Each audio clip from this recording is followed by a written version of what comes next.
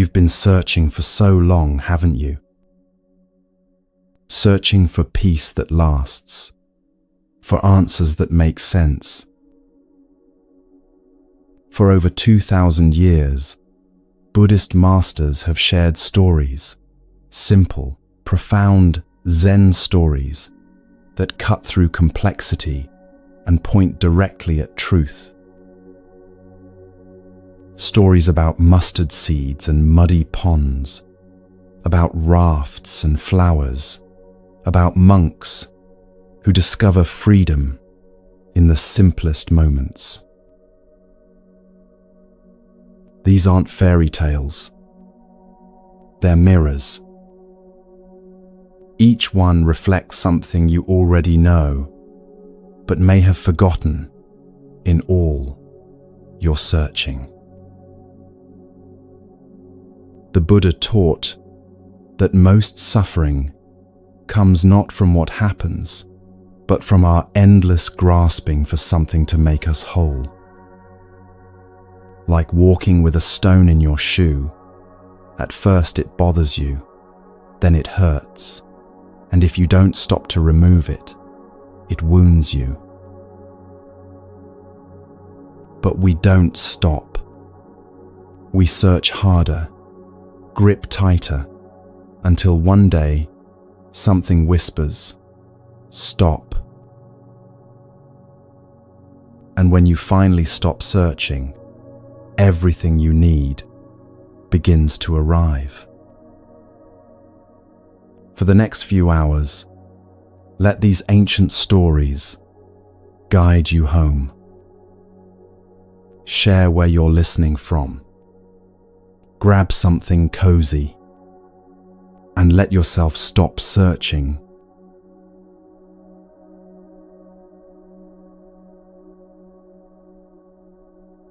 There's a story the Buddha once shared with one of his disciples. It's simple, but it holds everything you need to understand about balance, about effort, about how to live without breaking yourself in the process. This disciple was intense, dedicated, the kind of person who gives everything to what they believe in. He had come to the Buddha seeking enlightenment, and he approached his practice the way he had approached everything else in his life, with absolute, unrelenting effort.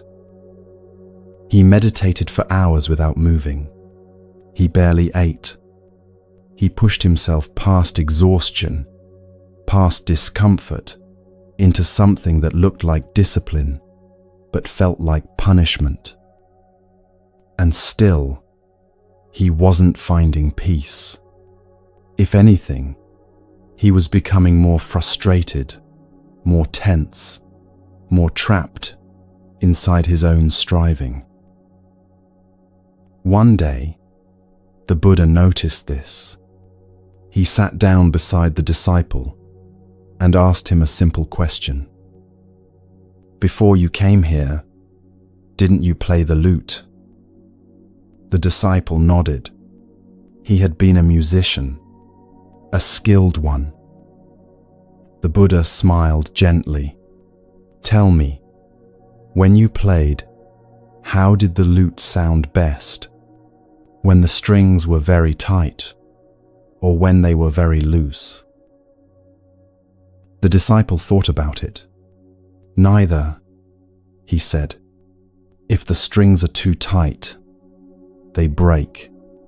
If they're too loose, they don't make any sound. The lute plays best when the strings have just the right tension." The Buddha nodded. "Your mind is the same. If you strain it too much, it will break. If you let it go completely slack, nothing will happen. But if you find the right balance, not too tight, not too loose, that's when the music begins." And in that moment, the disciple understood. He had been living at one extreme, thinking that was the only way to be serious, to be committed, to be worthy. But the Buddha wasn't asking him to stop trying. He was asking him to stop forcing. This teaching, this image of the lute strings, is one of the most beautiful in all of Buddhism because it applies to everything. Your relationships, your work, your expectations of yourself. When you hold too tightly, things snap. When you don't care at all, nothing grows. But when you find that place in between, where you're engaged but not desperate, present but not clinging, that's where life starts to flow. Let me bring this into your world right now, because that's where it matters most. Think about waiting for a message from someone you care about. Maybe you had a difficult conversation. Maybe there's tension. And now you're waiting, checking your phone, refreshing, wondering. The tight string, obsessing, imagining every worst-case scenario, unable to focus on anything else. The loose string, shutting down completely, telling yourself you don't care when you do. The right tension, acknowledging that you care, that it matters, but also giving yourself permission to be present with your own life while you wait. Not forcing an outcome, not pretending you're unaffected, just holding it lightly. Or think about someone in your life who you keep hoping will change. Maybe it's a partner who doesn't listen the way you need them to. Maybe it's a parent who still treats you like a child. Maybe it's a friend who takes more than they give.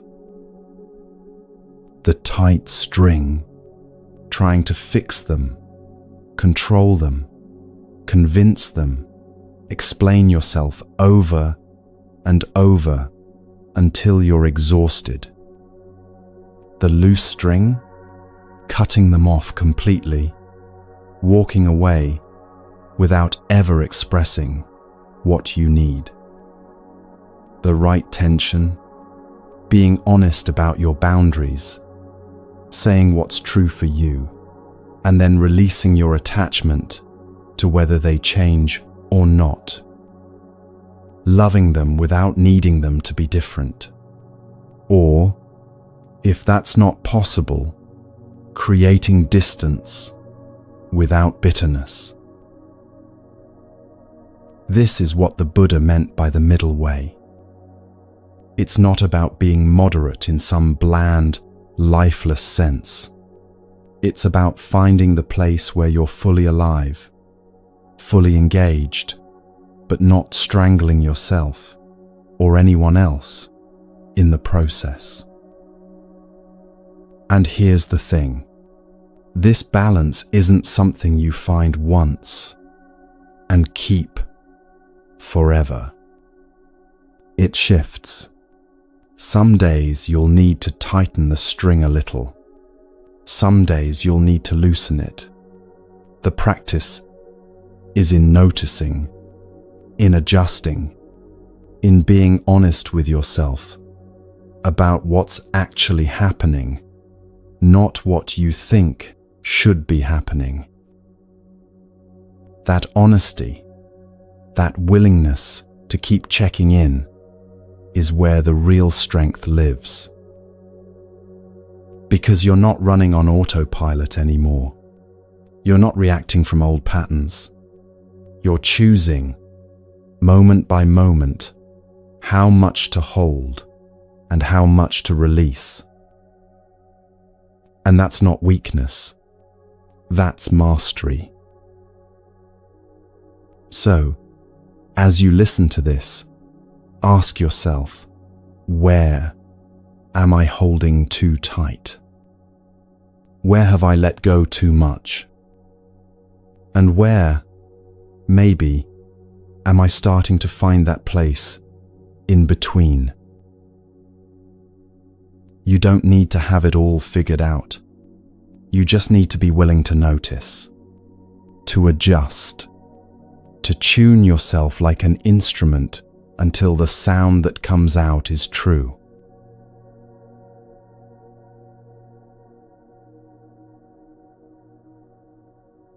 Now, you might be wondering why this is so hard, why finding that balance feels almost impossible sometimes.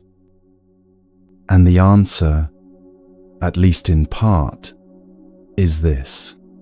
It goes against everything most of us were taught. Many of us grew up with a very specific idea of what it means to be strong. If something hurts, you push through it. If you're exhausted, you keep going. If you want something, you fight for it until there's nothing left to give. We learn that stopping means failing, that letting go equals losing, that softening is the same as being weak. And maybe you've lived like that for years, gritting your teeth, proving you can handle it, never allowing yourself to rest. But somewhere along the way, something started to feel wrong. Not the kind of wrong that comes from doing something bad, but the kind that comes from doing something that no longer fits who you're becoming. The thing is, we were taught to equate strength with force, with resistance, with never backing down. And in some situations, yes, that matters. But when you apply that same energy to everything, to every emotion, every relationship, every moment of uncertainty, you don't become stronger. You become exhausted. Buddhism looks at this completely differently. In the Buddhist view, letting go isn't weakness. It's one of the most profound acts of wisdom a person can practice. Not letting go because you've given up. Not letting go because you don't care. But letting go because you've finally understood that holding on is causing you harm. There's a difference between surrendering to life and surrendering your life. One is wisdom, the other is defeat. And the Buddha spent his entire teaching life helping people understand which is which. When you let go in the Buddhist sense, you're not abandoning yourself. You're not saying, "I don't matter," or "my needs don't count." You're saying something much more powerful. "I matter too much to keep hurting myself this way." Think about the things you hold on to. Maybe it's a relationship that's been draining you for months. Maybe it's a job that doesn't align with who you are anymore. Maybe it's a version of yourself you've been trying to become, but deep down, you know it was never really you. And you stay. Not because it's working, but because leaving feels like admitting defeat. But here's what the Buddha understood. Sometimes the bravest thing you can do is stop. Stop forcing. Stop pretending. Stop fighting against what's already clear. That's not giving up. That's waking up. There's a teaching in Buddhism about right effort. It's part of the Noble Eightfold Path, and it's often misunderstood. People think it means you should always be trying, always striving, always pushing forward. But that's not what it means at all. Right effort means knowing when to act and when to release, when to speak and when to stay silent, when to hold on and when to let the rope slip through your fingers. It's the difference between a clenched fist and an open hand. One can't receive anything. The other can hold the entire world without grasping.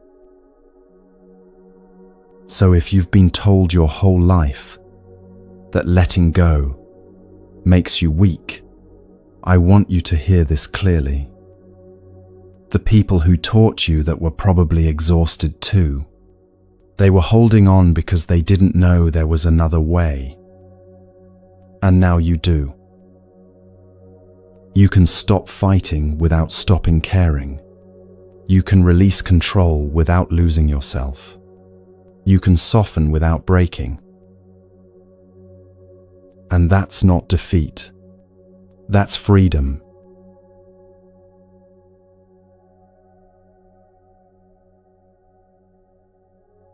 So how do you actually do this?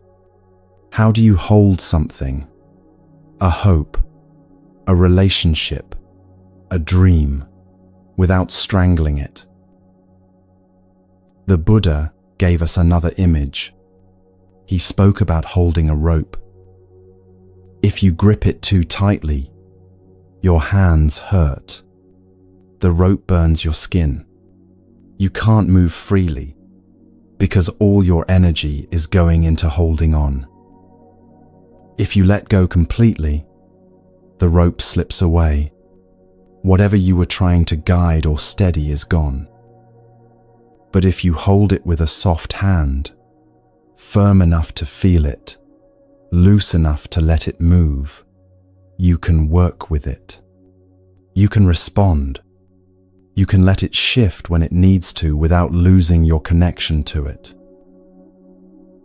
This is what it means to release without surrendering. You're not giving up on what matters. You're giving up on the illusion that strangling it will keep it safe.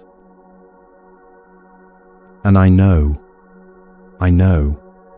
how hard that is. Because when something matters to you, your first instinct is to protect it, to control it, to make absolutely sure it doesn't slip away. But the tighter you hold, the more fragile everything becomes. I've watched people destroy relationships by trying too hard to keep them. I've seen people burn out from jobs they loved because they couldn't let themselves rest. I've known so many who've turned something beautiful into something suffocating, not because they didn't care, but because they cared so much they forgot how to breathe. And the sad truth is this: what you strangle, you kill, even if you're doing it out of love. So letting go, really letting go, isn't about caring less. It's about trusting more. Trusting that you can handle whatever comes. Trusting that if something is meant to stay, it will. Trusting that your worth isn't determined by how tightly you can hold on.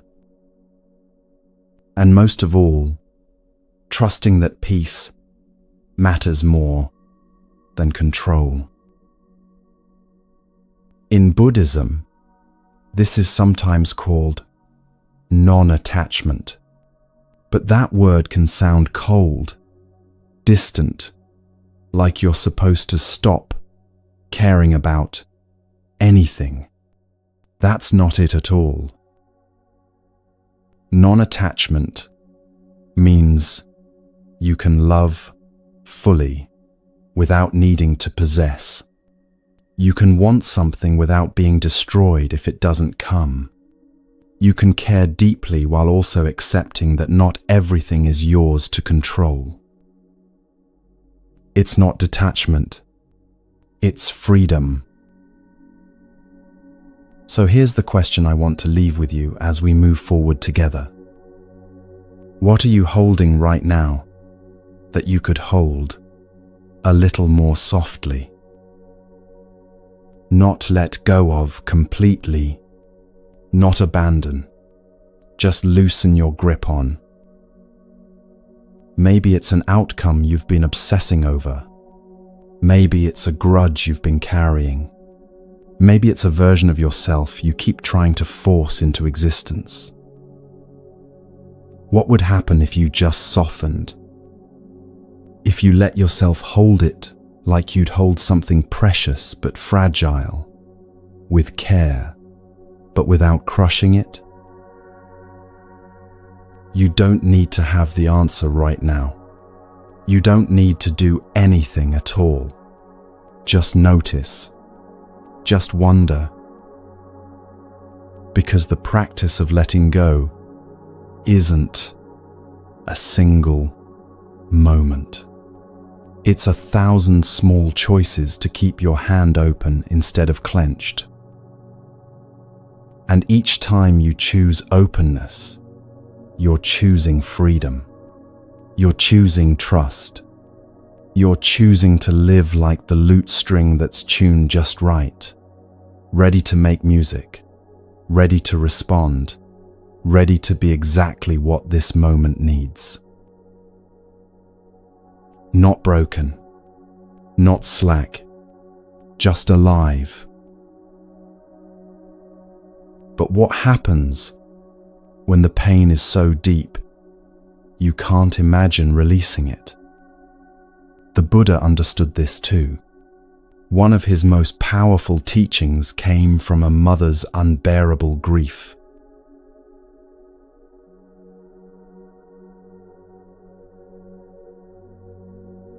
There are stories that cross centuries, not because they're dramatic, but because they touch something achingly human. Something we all recognize the moment we hear it. This is one of those stories. A woman had lost her child, her only son, a little boy she had carried, nursed, watched take his first steps, a child whose laughter filled their home, whose small hand fit perfectly inside hers. And one day, without warning, he became ill, and then he was gone. The pain was so immense, so completely unbearable, that she couldn't accept what had happened. She held his small body in her arms and refused to believe he was dead. She rocked him. She sang to him. She spoke to him as if he could still hear her. And then she began to search for help. She went from house to house, carrying her child, asking everyone she met if they knew of any medicine, any remedy, anything that could bring him back to life. The neighbors didn't know what to say. Some turned away, unable to look at her grief. Others tried to be gentle, to tell her what she already knew but couldn't hear. But she wouldn't listen. She couldn't. Finally, someone told her about the Buddha. If anyone can help you, they said, it's him. So she went, desperate, carrying her son's body in her arms. And when she found the Buddha, she fell at his feet and begged him. Please, she said, please use your power, your wisdom, whatever you have. Just bring my son back to me. I know you can do this. Please. The Buddha looked at her with infinite gentleness. He didn't tell her she was wrong to ask. He didn't lecture her about acceptance or the nature of death. He simply said, I will help you. But first, I need you to bring me something. Her heart leaped. Anything, she said. Whatever you need. Bring me a mustard seed, the Buddha said. Just one, but it must come from a house where no one has ever died. A mustard seed. So simple, so small. Relief flooded through her. Of course she could do this. She would find 100 mustard seeds if that's what it took. She ran to the nearest house and knocked on the door. Please, she said, I need a mustard seed. Do you have one? Of course, they said, and brought her a handful. But wait, she remembered. Has anyone in this house ever died? The family looked at each other. Yes, they said quietly. My father passed away last year. So she thanked them and moved to the next house. Do you have a mustard seed? And has anyone here died? My sister, they told her, 2 years ago. She went to another house. My husband. Another, my mother. Another, my child. House after house after house. Street after street. And at every door, the same answer. Everyone had lost someone. By the time the sun began to set, something in her had shifted.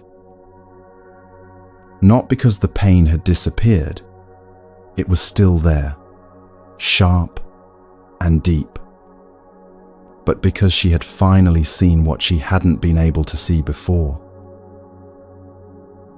Death wasn't something that had singled her out. It wasn't a punishment or a cosmic mistake. It wasn't an exception. It was part of being human. Every family she had spoken to carried their own grief. Every home held memories of someone who was no longer there. Every person she met understood exactly what she was feeling because they had felt it too. She stopped searching for the mustard seed. Instead, she carried her son to a quiet place and said goodbye. Not because the love had disappeared, it would never disappear, but because she finally understood that holding on to his body wouldn't bring him back. That the only thing her grief was keeping alive was her own suffering. When she returned to the Buddha, she no longer carried her son. Her hands were empty. Her eyes were full of tears. But there was something else there now too. Understanding. The Buddha looked at her with deep compassion. Did you find the mustard seed? He asked gently. No, she said. I understand now. There is no house untouched by death. I thought I was alone in this pain, but I'm not. Everyone carries this. Everyone. And in that moment, something transformed. Not the circumstances. Her son was still gone, but her relationship to the loss. She had let go, not of her love, but of the belief that her grief made her separate from the rest of humanity. She had discovered that her pain, as deep as it was, connected her to every other person who had ever loved and lost. And somehow, that made it possible to breathe again.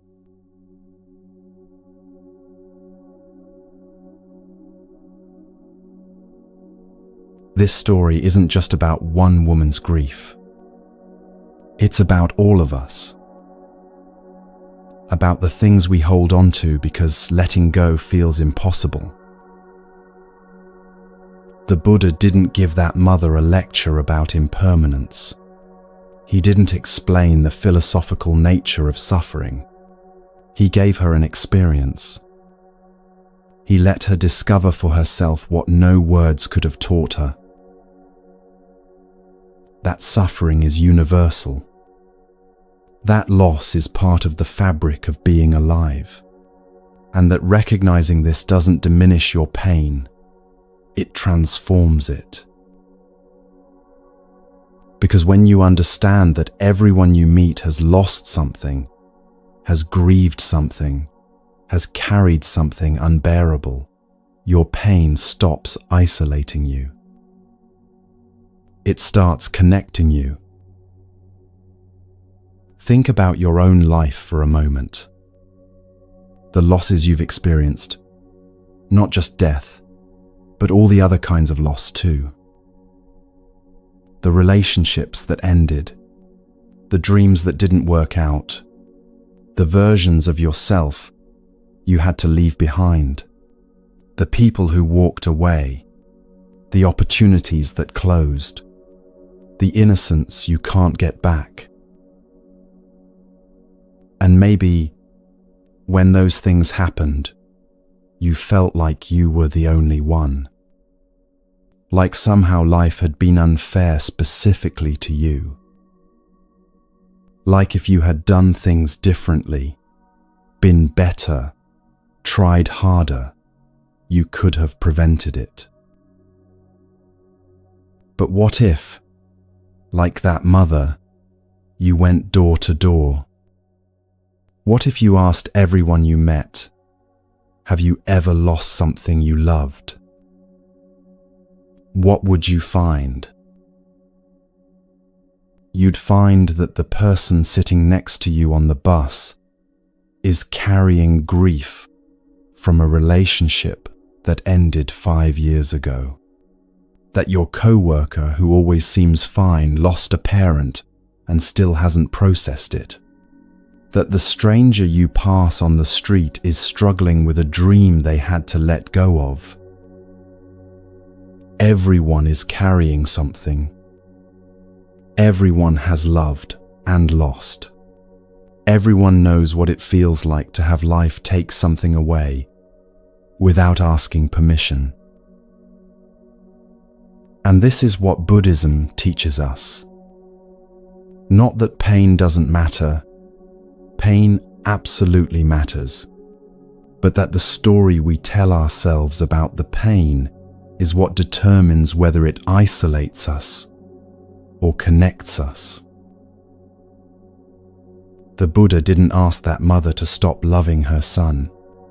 He asked her to release her attachment to a reality that no longer existed. To stop fighting against what had already happened. To accept what is, even when what is breaks your heart. And there's a crucial distinction here that we often miss. Letting go doesn't mean you stop caring. It doesn't mean you forget. It doesn't mean the love disappears. Letting go means you stop demanding that reality be different from what it is.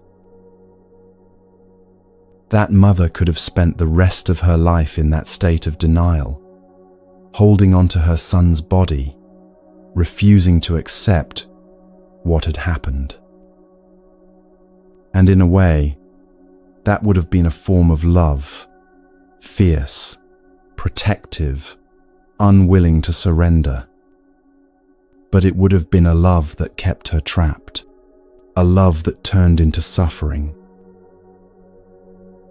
When she finally let go, the love didn't disappear. It transformed. It became something she could carry without it destroying her. A memory instead of a weight. A tenderness instead of a wound that wouldn't heal. This is what Buddhism means by non-attachment. It's not about becoming cold or distant. It's about loving fully while also accepting that everything changes, that nothing stays, that holding too tightly doesn't keep things safe. It only hurts your hands. And the most powerful part of this teaching is this: your pain, as personal as it feels, as unique as it seems, is actually what connects you to every other human being who has ever lived. When you grieve, you're not separate from the world. You're part of it. You're experiencing what it means to be human, to love, to lose, to continue anyway. So many of us suffer twice. Once from the actual loss, which is real and painful and unavoidable, and then again from the belief that we shouldn't be feeling this way, that something is wrong with us for struggling, that everyone else has it figured out, and we're the only ones falling apart. But you're not the only one. You never were. The person you admire who seems to have everything together, they've lost something too. The friend who always knows what to say, they've carried grief you've never seen. The stranger who smiled at you this morning, they're holding something heavy too. We're all walking around carrying invisible losses, invisible griefs, invisible heartbreaks. And maybe if we remembered that more often, we'd be gentler with each other and gentler with ourselves. The Buddha's teaching through that mother wasn't just about death. It was about every form of attachment that causes suffering. Every time we cling to how things should be instead of accepting how they are. Every time we hold on to a version of someone that no longer exists. Every time we refuse to let a chapter end because we're terrified of what comes next. Letting go is an act of courage. It's saying, "This hurts, and I wish it were different, but I'm going to stop fighting against reality." It's choosing to live in what is, instead of what was, or what should have been. And here's what makes this so profound. When you finally release your grip on what you've lost, you create space for what's actually here. For the people who are still beside you, for the beauty that still exists even in your grief, for the possibility that life, even in its brokenness, can still hold meaning. Your pain doesn't separate you from the world. It connects you to it. It makes you more human, more tender, more able to recognize suffering when you see it in others. And that recognition, that shared understanding, is where compassion is born. So if you're carrying something heavy right now, if there's a loss you're still struggling to accept, I want you to know this. You're not alone. Not in your pain, not in your grief, not in the exhausting work of trying to let go of something you never wanted to lose. Everyone who has ever loved has also lost. Everyone who has ever hoped has also been disappointed. Everyone who has ever lived has had to say goodbye to something they wanted to keep. And somehow, impossibly, we continue. We learn to carry our losses differently. We discover that love doesn't require possession. We find that memories can be gentle instead of piercing. We realize that letting go doesn't mean the love was wasted. It means we're finally honoring it by setting it free. The mustard seed the Buddha asked for didn't exist. There is no house untouched by loss. But that's not a tragedy. It's a truth that, when we finally accept it, sets us free.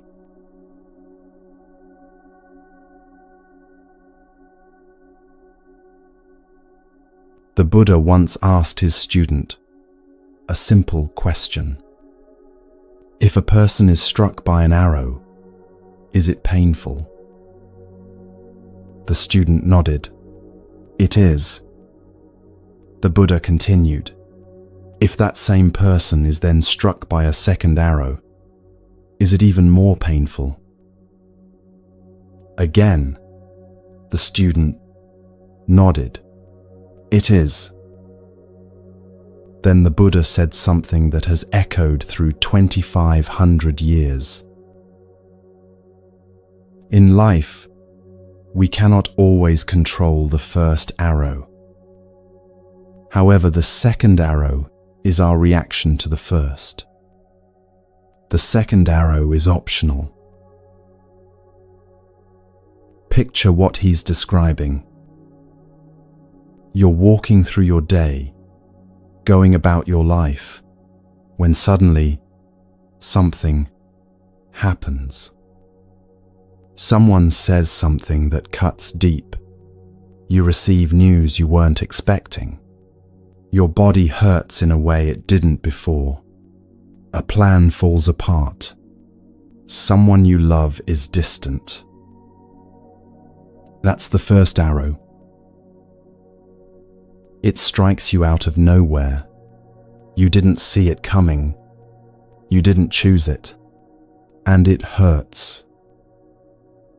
Really hurts. The pain is clean, direct. This happened, and it stings. But then, and this is where everything shifts, you reach for the second arrow. You pick it up yourself. You load it. You aim it directly at your own heart. And you shoot. Why did this happen to me? What did I do to deserve this? This shouldn't be happening. I should be over this by now. Other people don't struggle like I do. What if this never gets better? Arrow after arrow after arrow, all of them self-inflicted. The Buddha explained it this way. When an untrained person is touched by painful feelings, they sorrow, grieve, lament, beat their breast, become distraught. So they feel two pains, physical and mental. Just as if someone shot them with an arrow and right afterwards shot them with another one, so that they would feel the pains of two arrows. But a trained person, someone who has learned to observe without adding unnecessary suffering, when touched by painful feelings, They do not sorrow, grieve, or lament. They do not become distraught.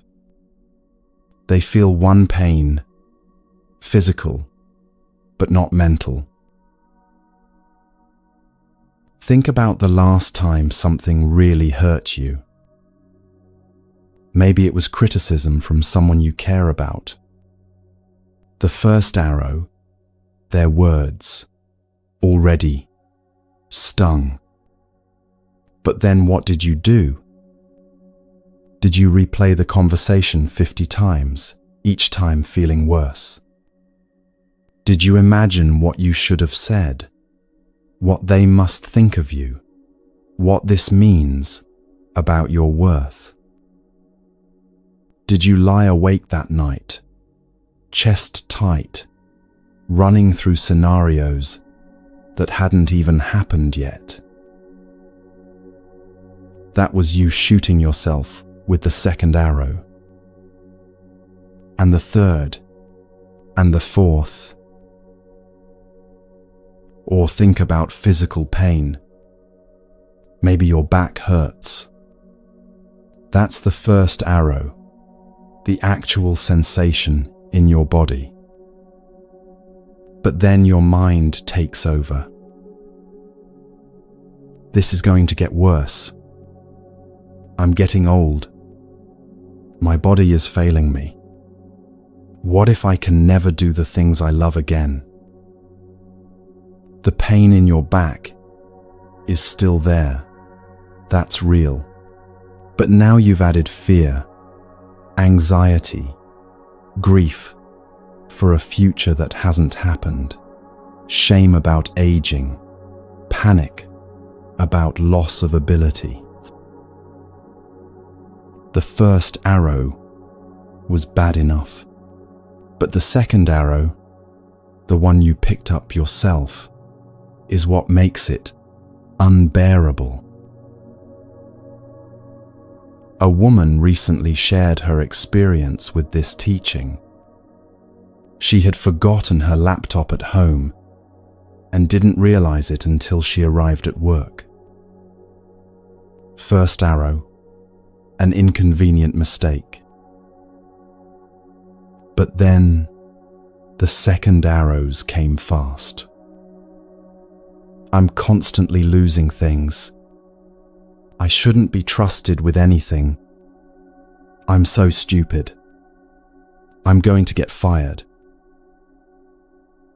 She called a friend in tears, drowning not in the reality of having forgotten her laptop, but in the story she was telling herself about what that meant. This is what we do. We take a moment of pain and we build a cathedral of suffering around it. We don't just feel the hurt, we judge ourselves for feeling it. We catastrophize about what it means. We spin stories about our unworthiness. We project into a terrible future. And the Buddha looked at this pattern, this very human, very understandable pattern, and said something revolutionary. You don't have to do this. The first arrow is inevitable. Pain is part of being alive. Loss happens. Bodies hurt. Hearts break. Plans fail. People disappoint us. That's the first arrow, and there's no avoiding it. But the second arrow? That one you can put down.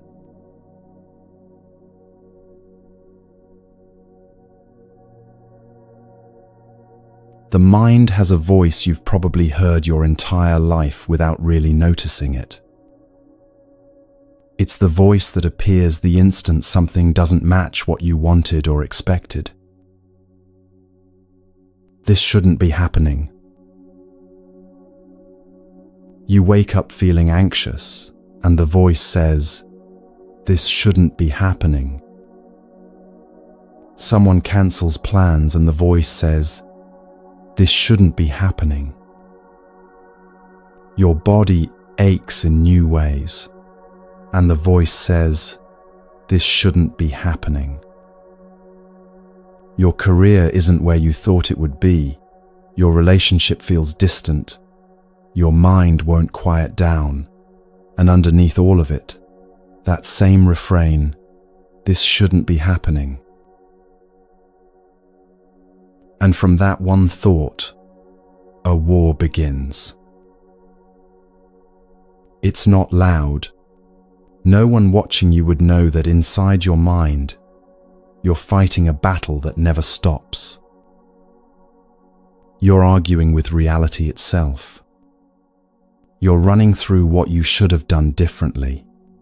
You're asking why, over and over again, as if the answer would change anything. Why is this happening? Why now? Why me? This is the internal war the Buddha recognized. The exhausting, invisible struggle that happens when you stand in the middle of your experience and say no to it.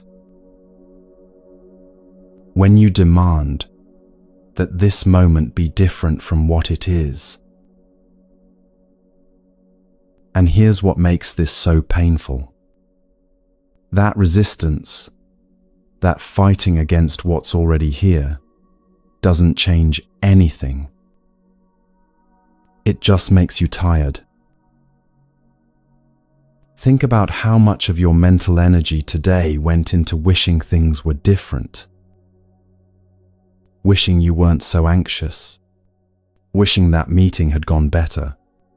Wishing you could skip ahead to when everything feels easier.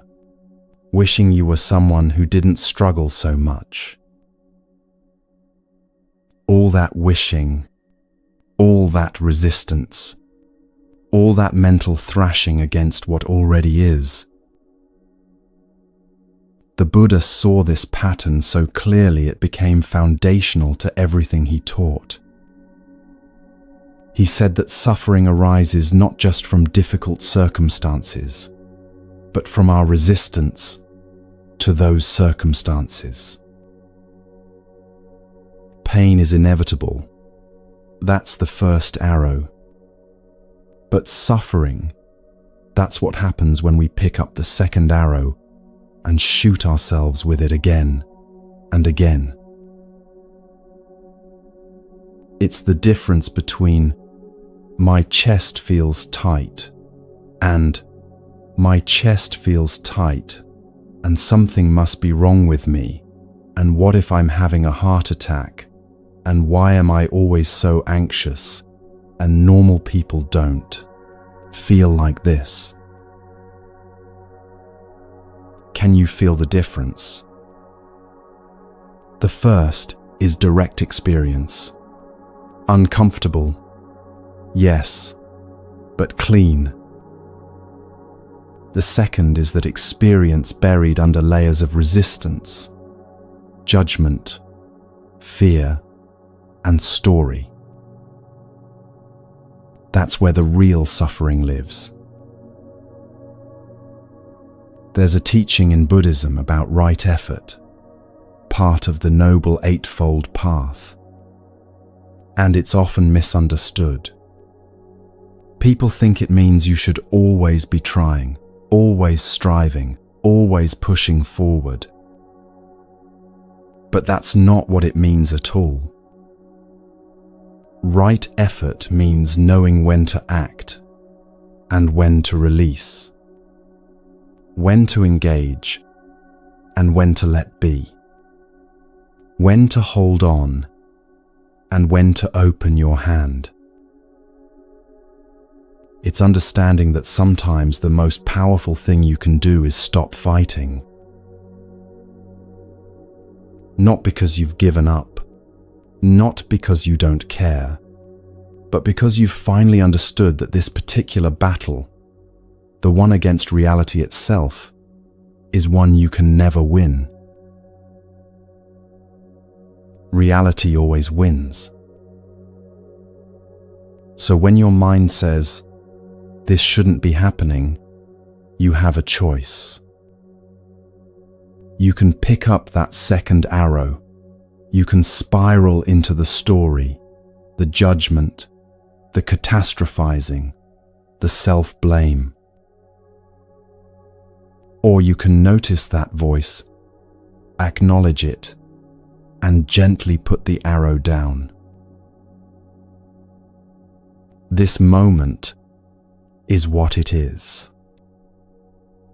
And all your resistance won't change that. What it will change is how much you suffer while it's happening.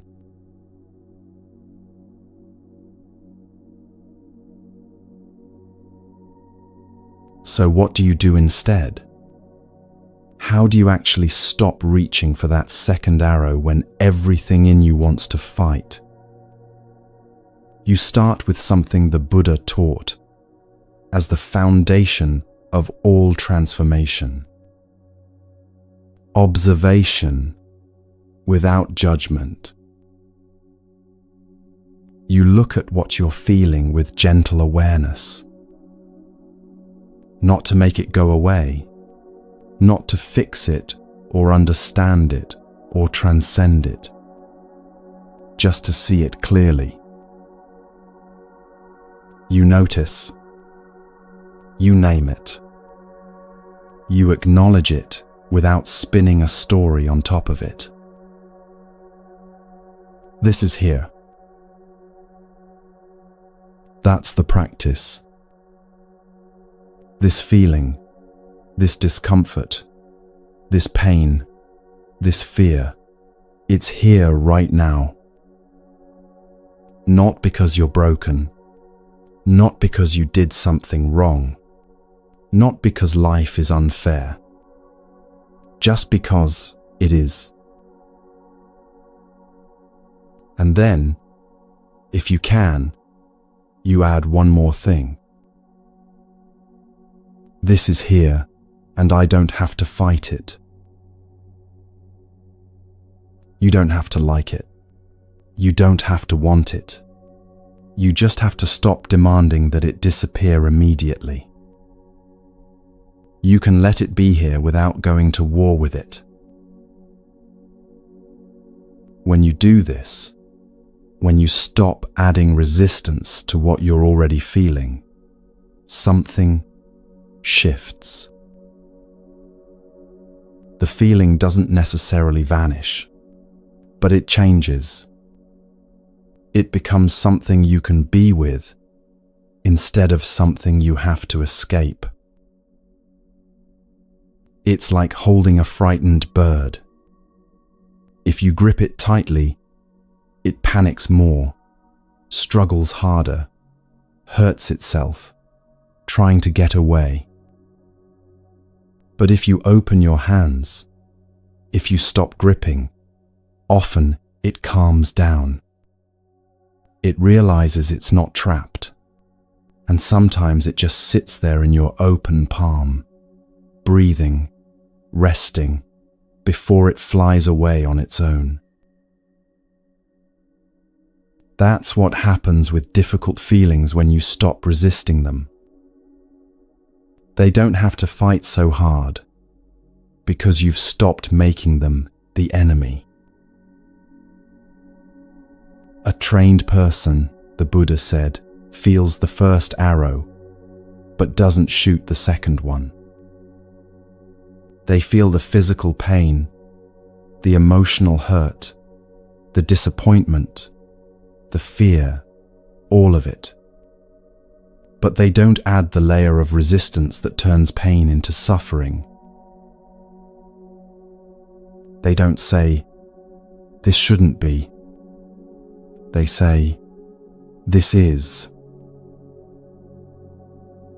And that simple shift from resistance to acknowledgement changes everything. This doesn't mean you become passive. It doesn't mean you stop taking action or setting boundaries or working toward change. It means you stop wasting your energy on the one battle you can never win, the battle against this present moment. Because this moment already is. You can hate it. You can judge it. You can wish with all your heart it were different. But none of that changes the fact that it's happening. What does change when you stop resisting is how you move through it. You move with more clarity, more presence, more ability to respond skillfully instead of react from pain. When suffering finds no resistance, it begins to transform. Not because you've done something clever, but because you've stopped feeding it with your fight. So the next time you feel that first arrow strike, and it will, again and again, because that's life, pause before you reach for the second one. Notice what's happening in your body. Notice the stories starting to spin in your mind. Notice the urge to fix, to escape, to make it different, right now. And then, as gently as you can, put the second arrow down. Say to yourself, "This is hard, and I don't have to make it harder. This hurts, and I don't have to hurt myself more. This is what's happening right now, and I can let it be what it is."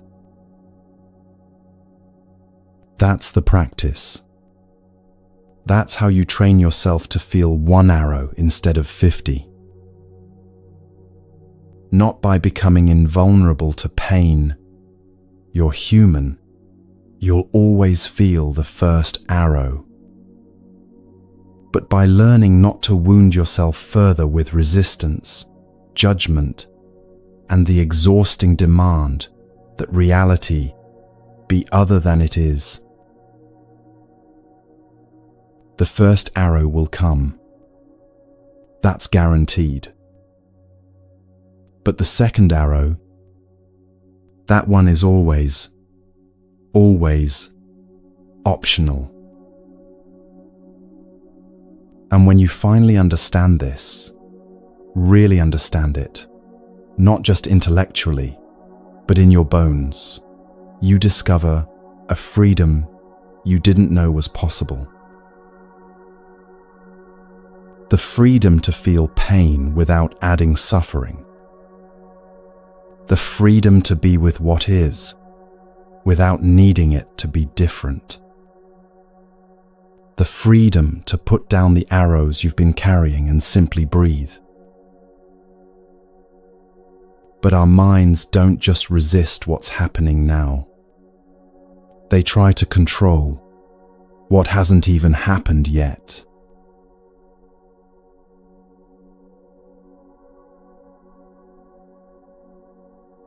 There's a teaching the Buddha shared with his monks that stayed alive for over 2,000 years.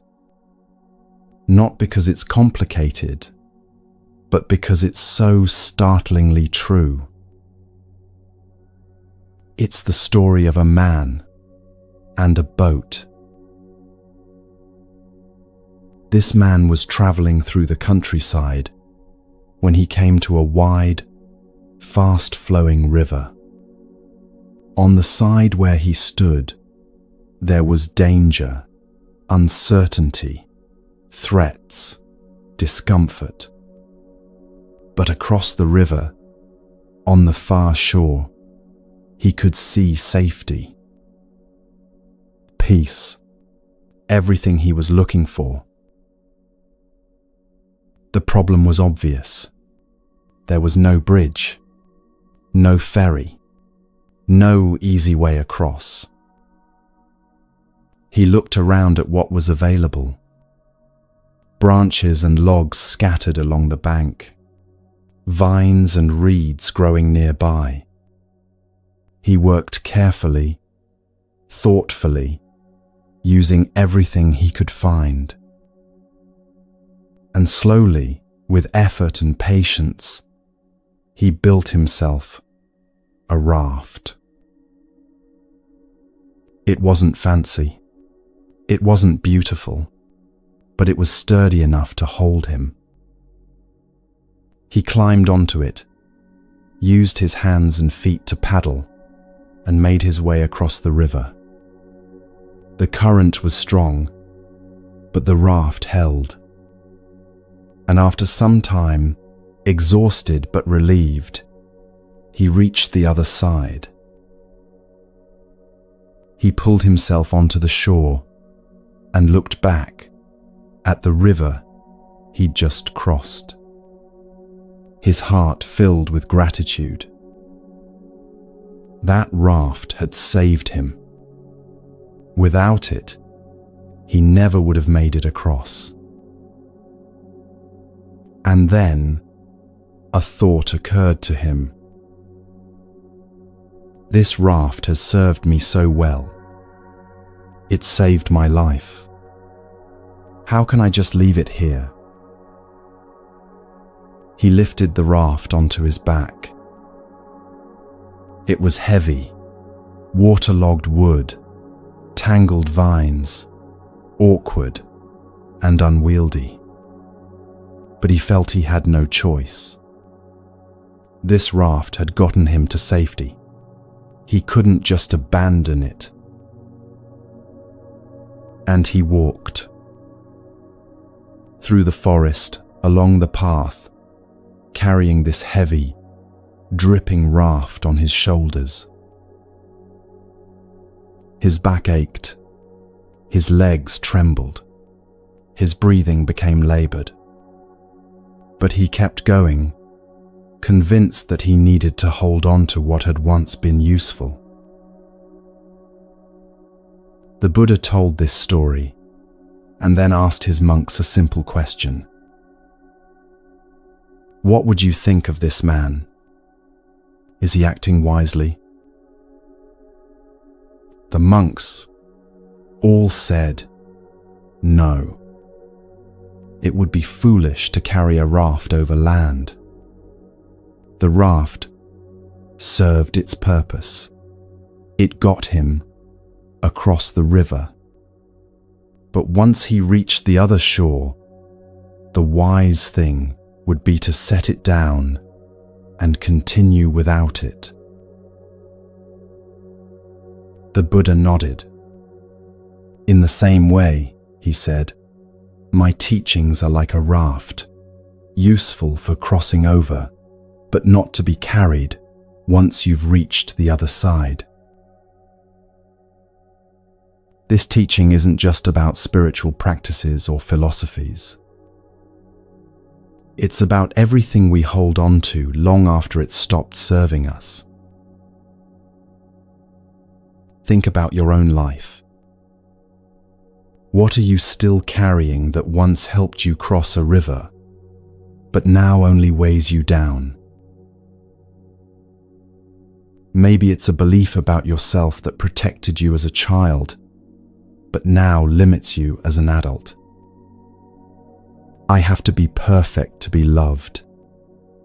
That belief might have helped you survive a difficult home, might have kept you safe when approval felt like survival. But you're not in that home anymore. You've crossed that river. And still, you're carrying that raft on your back, letting it crush you under its weight. Maybe it's walls you built to survive betrayal. The armor you wore to get through a painful time. It worked. You made it across. But the river is behind you now, and you're still dragging that heavy protection everywhere you go, wondering why connection feels so hard. Maybe it's a job you've outgrown. A relationship that's become more obligation than joy. A version of yourself you're trying to maintain, even though you've changed. A dream you're forcing yourself to chase, even though your heart isn't in it anymore. These things served you once. They got you across a river you needed to cross. And you're grateful. You should be grateful. But gratitude doesn't mean you have to carry them forever. The Buddha's teaching is clear. When something has served its purpose, honor it by letting it go. Don't cling to it out of loyalty or fear, or the belief that you owe it something. Set it down, thank it, and walk forward lighter. The man carrying the raft doesn't understand this yet. By refusing to let go of what got him across the river, he's making the rest of his journey impossible. He's so focused on holding on to what worked before that he can't see the path ahead. He's so burdened by what was useful that he has no energy left for what comes next. Maybe that's where you are right now. Exhausted, struggling, wondering why everything feels so heavy. Not because you're weak, not because you're failing, but because you're carrying a raft through a forest, and you've been doing it for so long you've forgotten there's another way. What if you set it down?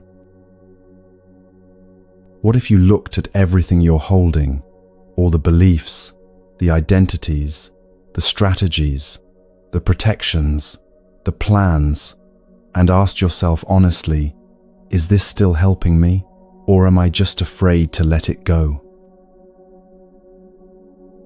Sometimes the bravest thing you can do is set something down. Even something that saved you. Even something you're deeply grateful for. You can honor what it gave you and still recognize that carrying it any further will break you.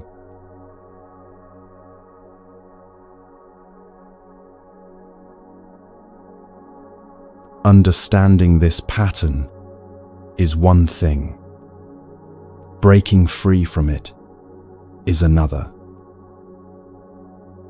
Most of us live with an illusion so deeply embedded we don't even notice it. The belief that if we can just control enough, plan enough, prepare enough, predict enough, we'll be safe. That if we hold tightly enough to what's worked before, we won't have to face the unknown. The mind does this naturally. It looks for patterns. It tries to predict. It wants to know what's coming, so it can prepare, defend, avoid pain. And when it finds something that works, a strategy, a belief, a way of being, it grips it like a lifeline. This kept me safe before, so I need to keep doing it. This worked then, so it must work now. If I let go of this, what will I have left? Here's what the Buddha understood that most of us resist. Control is an illusion. Everything changes. Everything is in constant motion. Nothing stays fixed. Nothing remains the same. Nothing can be held onto, no matter how tightly you grip. This is one of the core teachings of Buddhism, impermanence, or anicca in the ancient language. And it's not meant to be depressing. It's meant to be liberating.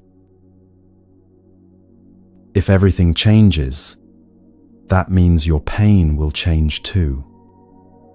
That difficult season you're in won't last forever. That feeling that seems unbearable right now will shift. Nothing, not even suffering, is permanent. But we resist this truth with everything we have. Because accepting it means accepting that we can't control what happens. We can't guarantee that people will stay.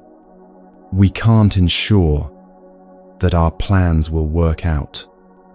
We can't protect ourselves from loss, from change, from uncertainty.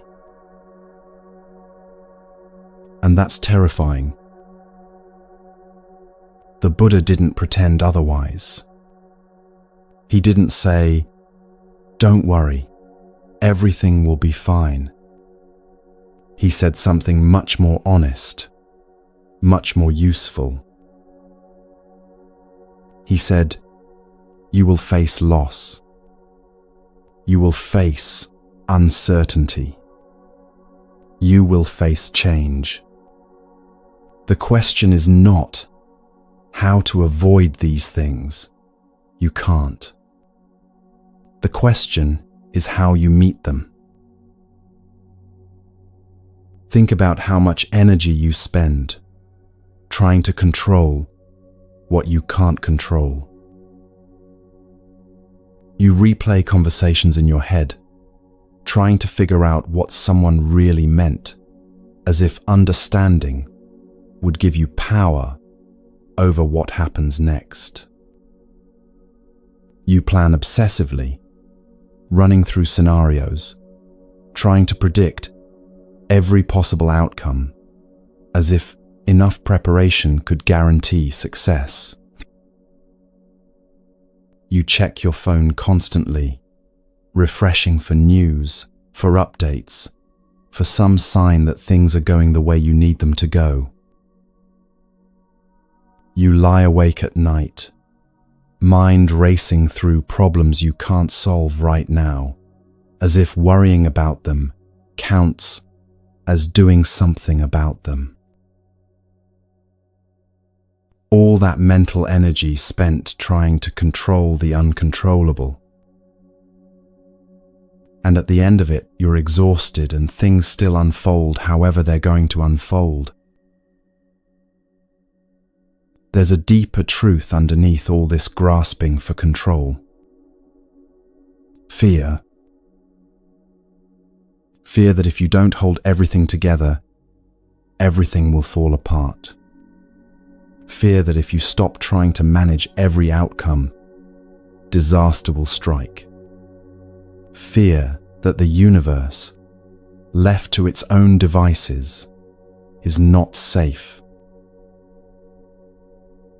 The Buddha saw this fear clearly.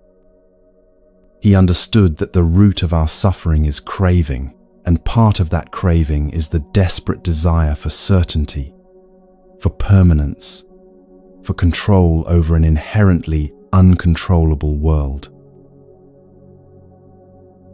What he offered instead wasn't a way to gain more control. It was a way to need it less.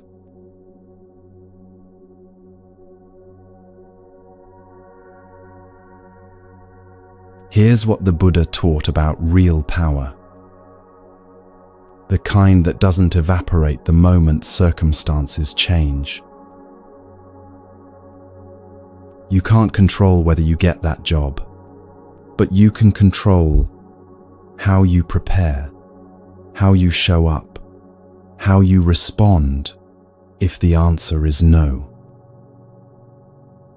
You can't control whether someone loves you back, But you can control whether you're honest about your feelings, whether you treat them with kindness, how you handle disappointment if they choose differently.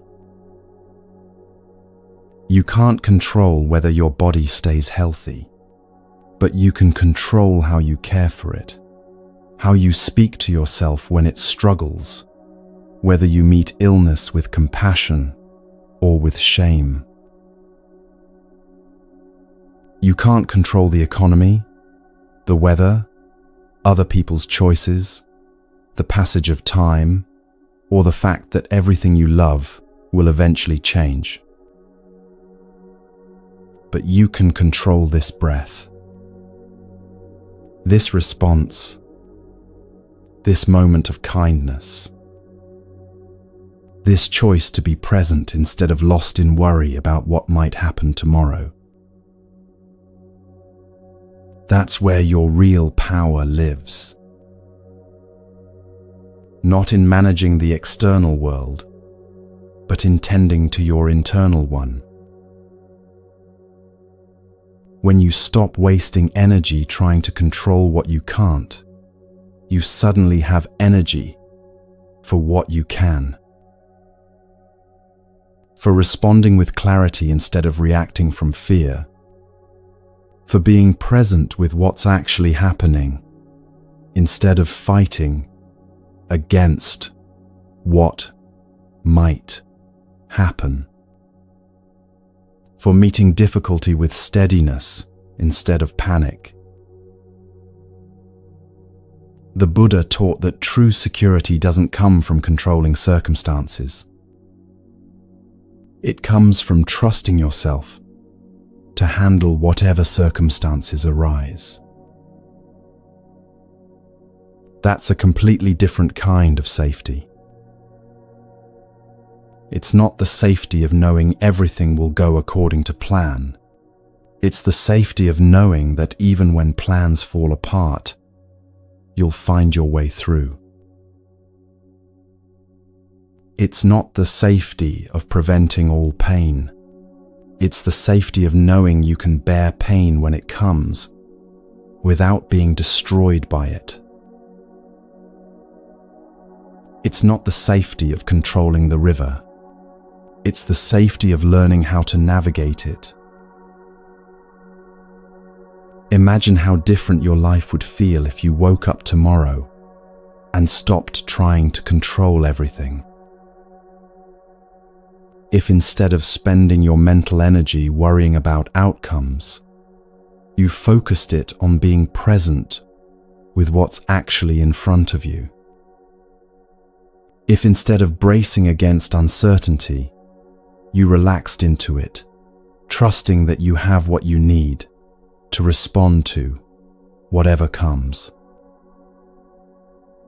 If instead of carrying that heavy raft because it once saved you, you set it down with gratitude and walked into the forest with lighter shoulders.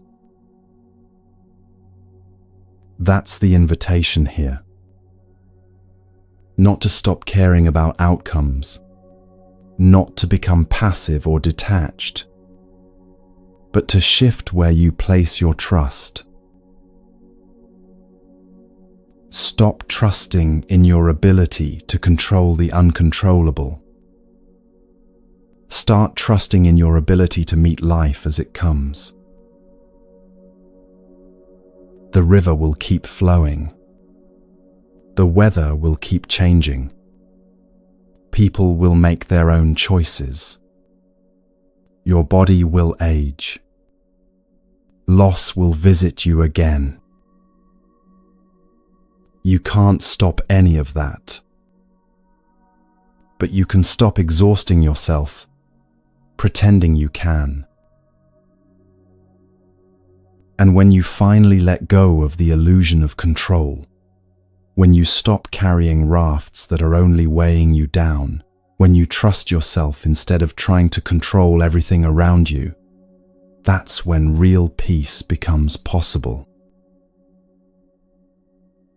Not the fragile peace that depends on everything going right, but the deep peace that remains even when things go wrong. The peace that comes from knowing you can handle what comes. The peace that lives in letting go. And learning to trust yourself begins with something very quiet, very simple. It begins with the practice of letting go.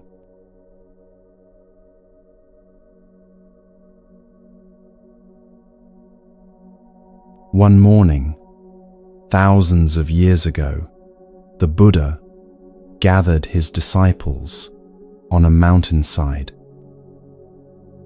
They came from all over, monks and students, seekers and skeptics, people who had traveled long distances just to hear him speak.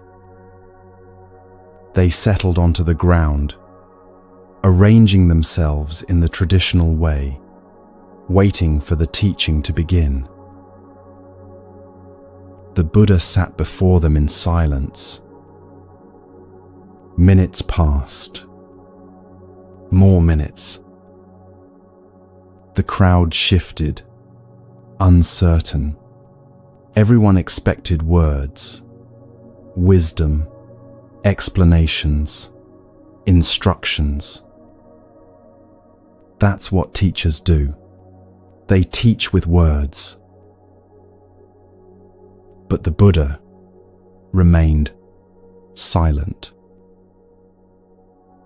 Then, slowly, he reached down and picked something from the grass beside him. A single flower.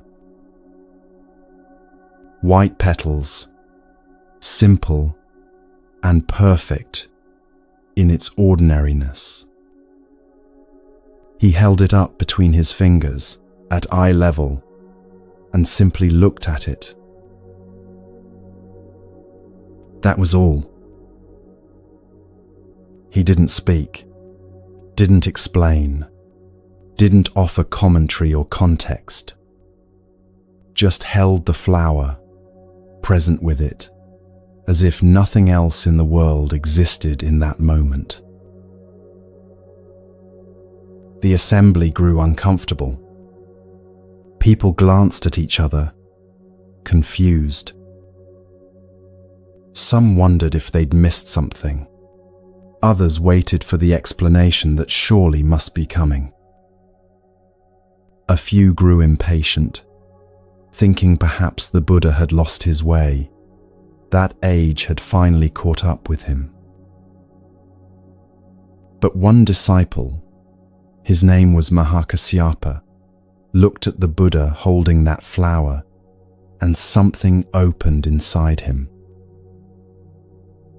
He smiled. Not a polite smile or a confused smile.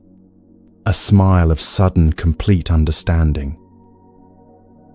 A smile that said, "Oh, yes, I see." The Buddha saw this smile and nodded. Then he spoke his only words of the entire teaching. "I have the treasure of the true Dharma I, the marvelous mind of nirvana, the true form of formlessness, and the ineffable stride of transcendence. It is not expressed by words, but especially transmitted beyond teaching. This teaching I have given to Mahakasyapa." And that was it. The teaching was complete. This story, known as the Flower Sermon, has been passed down through Zen Buddhism for centuries. Not because it's easy to understand, but because it points to something that can't be captured in language.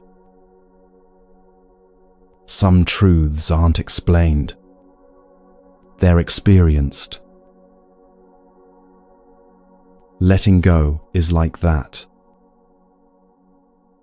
You can read about it, hear about it, understand the concept intellectually, but until you actually do it, until you feel what happens in that moment of release, the words are just pointing at something you can't quite grasp.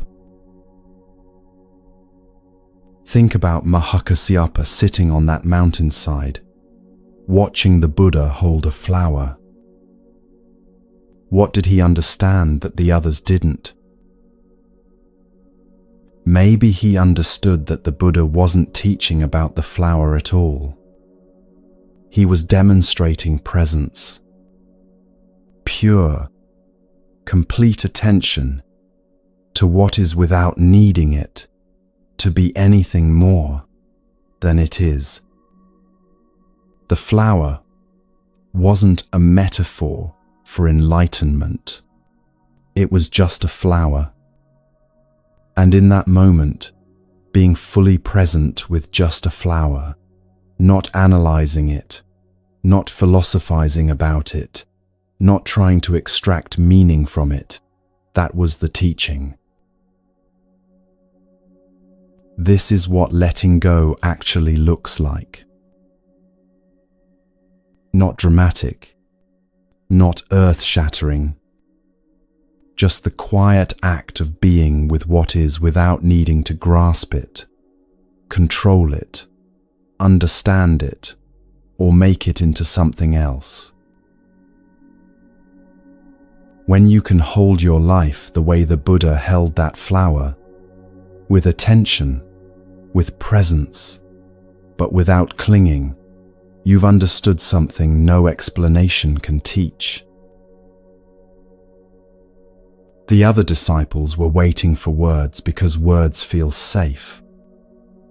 Words can be memorized, repeated, held onto. But the Buddha knew that what they truly needed couldn't be given through explanation. It could only be received through direct experience.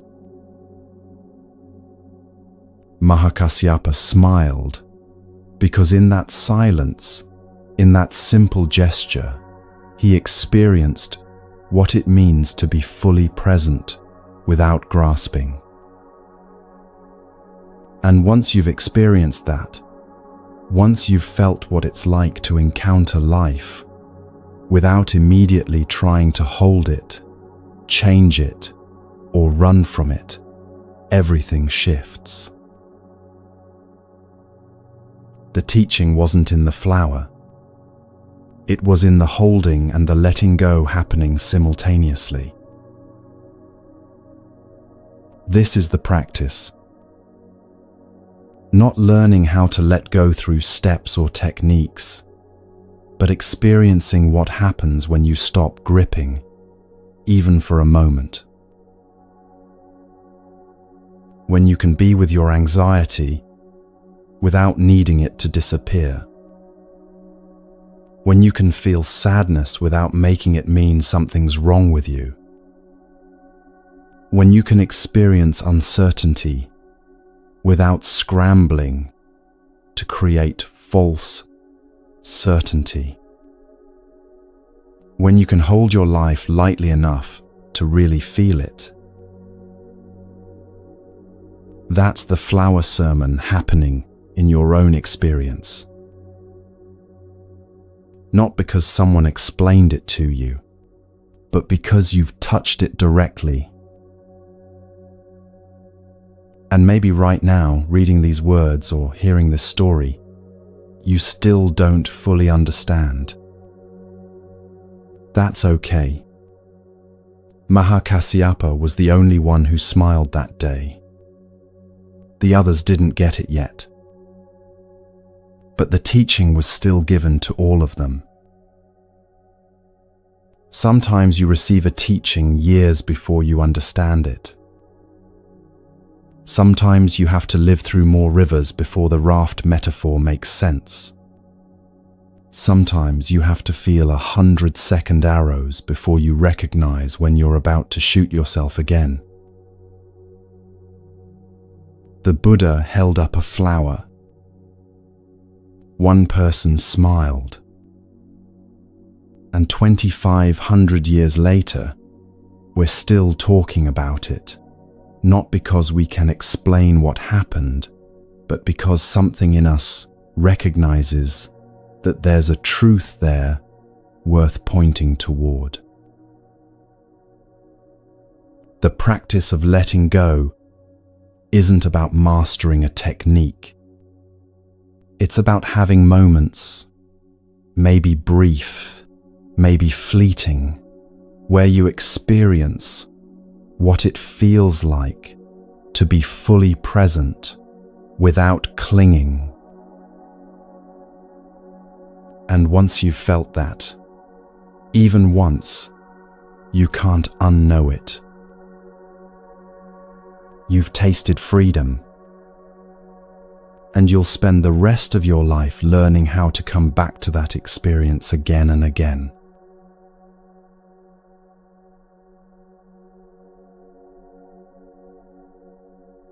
Here's what most people don't understand about letting go. They think it should be obvious when it happens. Dramatic. A moment of clarity where suddenly everything feels different. But that's not how it usually works. Letting go is quiet. It happens in small, almost invisible ways that you might not even notice at first.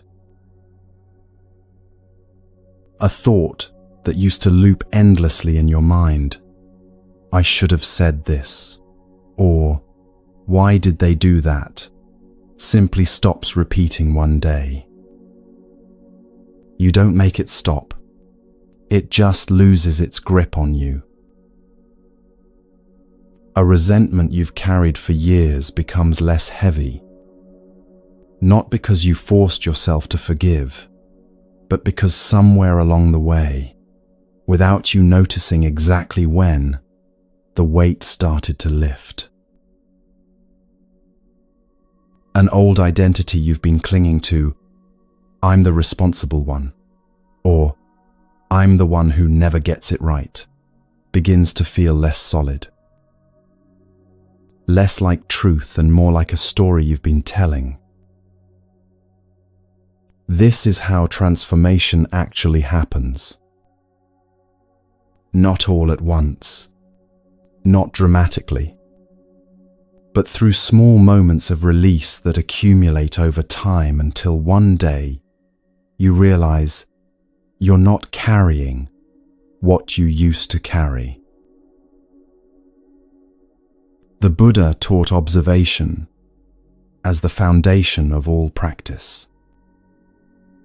Not forcing change, but watching what happens with clear, kind attention. When you observe a thought without getting swept into it, something loosens. When you notice a physical sensation without immediately trying to fix it, something softens. When you see a pattern in yourself without judging it, something begins to shift. This is the invisible work. The practice that doesn't look like practice because nothing dramatic is happening. You're just sitting with what is, breathing, noticing, not trying to make anything happen, but also not running away.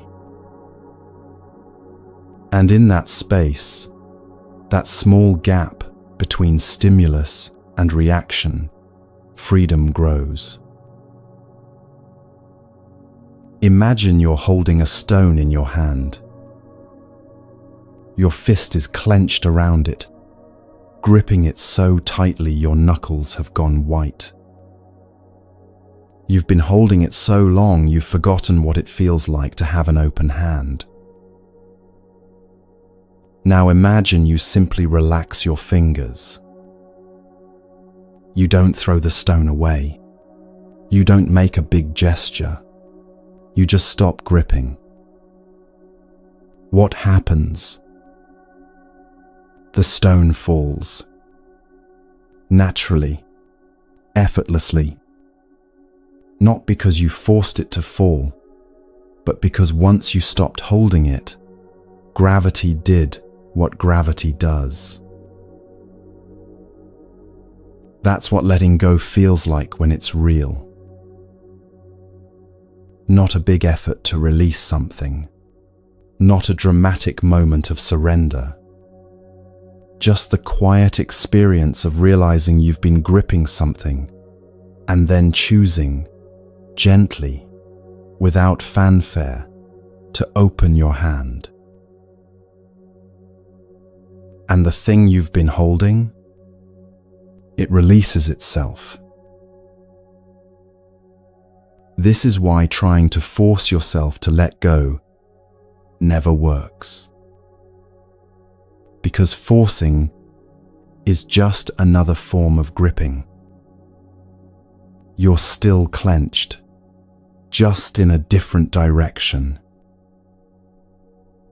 Real letting go happens when you stop doing. When you allow, rather than force. When you open, rather than push away. The practice trains you to recognize when your hand is closed. That's all. Just noticing, oh, I'm gripping this. I'm holding on to this thought, this hurt, this need to control, this fear. And in the noticing itself, sometimes the grip loosens. Not because you made it happen, but because awareness has a natural way of softening what we hold too tightly.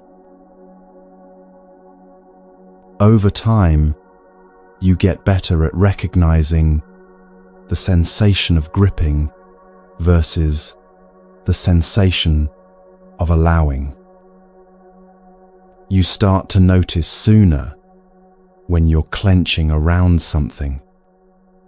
And you learn, slowly, through practice, through many attempts, how to relax your hand. This is the invisible transformation the Buddha pointed to when he held up that flower. Not a change you can see from the outside, but a fundamental shift in how you relate to your own experience.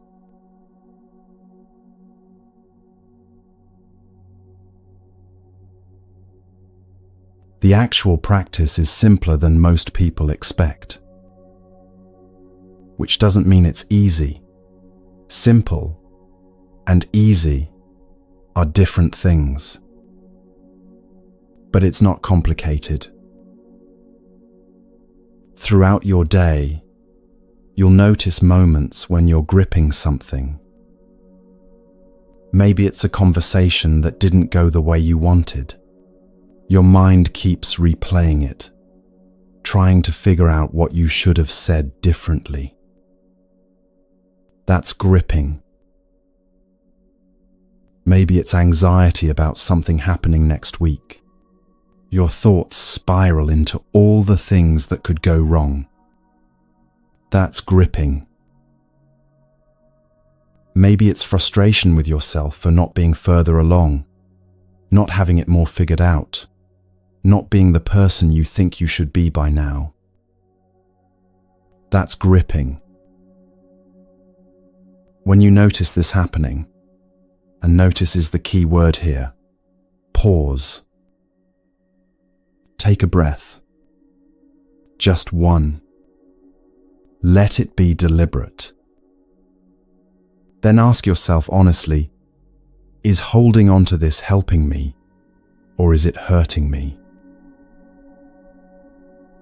Not whether you think you should let it go, not whether someone else would tell you to release it, but genuinely, in this moment, is gripping this thought, or feeling, or story, making your life lighter or heavier. If it's making it heavier, see if you can soften your grip just a little bit. You don't have to let go completely. You don't have to force it away. Just loosen your hold, like opening your fist slightly around that stone. This isn't about perfection. You're not trying to become someone who never grips, never clings, never holds on to anything. That's not human. That's not real. This is about training yourself to notice when you're gripping, and then having the option, just the option, to release a little. Some days you'll notice, and you'll be able to let go. Some days you'll notice, and you won't be ready yet, and that's okay too. The noticing itself is the practice. Over weeks and months and years, these small moments of release add up. You're building a different relationship with your thoughts, your feelings, your life. One where you're not constantly at war with what is. And gradually, so gradually, you might not notice it happening. You'll discover you're carrying less, moving lighter, breathing easier. Not because you've achieved some perfect state of non-attachment, but because you've learned, moment by moment, breath by breath, how to hold your life with an open hand instead of a clenched fist. This practice asks something of us that our culture rarely values: flexibility, the willingness to bend.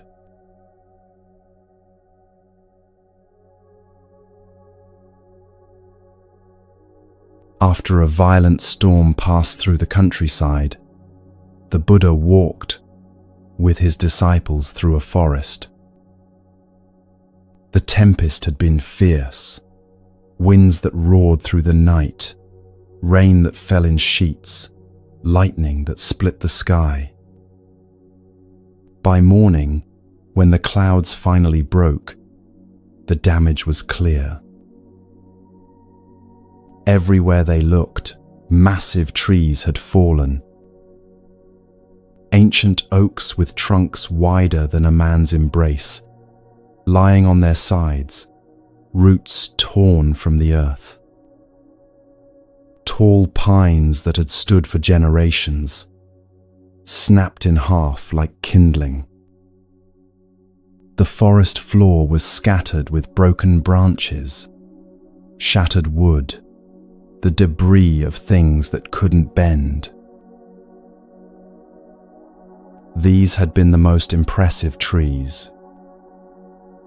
Strong, solid, the ones you would point to and say, "Those will last forever." But they hadn't. The Buddha stopped walking and gestured toward the destruction around them. Then he pointed to a cluster of willows growing by a stream, their branches swaying gently in the morning breeze. Still standing, unbroken. He pointed to the bamboo grove in the distance, stalks that looked so delicate you'd think a strong wind would snap them in half. Still standing, unbroken. The reeds at the water's edge, thin and flexible, bending almost to the ground in the wind. Still standing, unbroken. Do you see? the Buddha asked his disciples.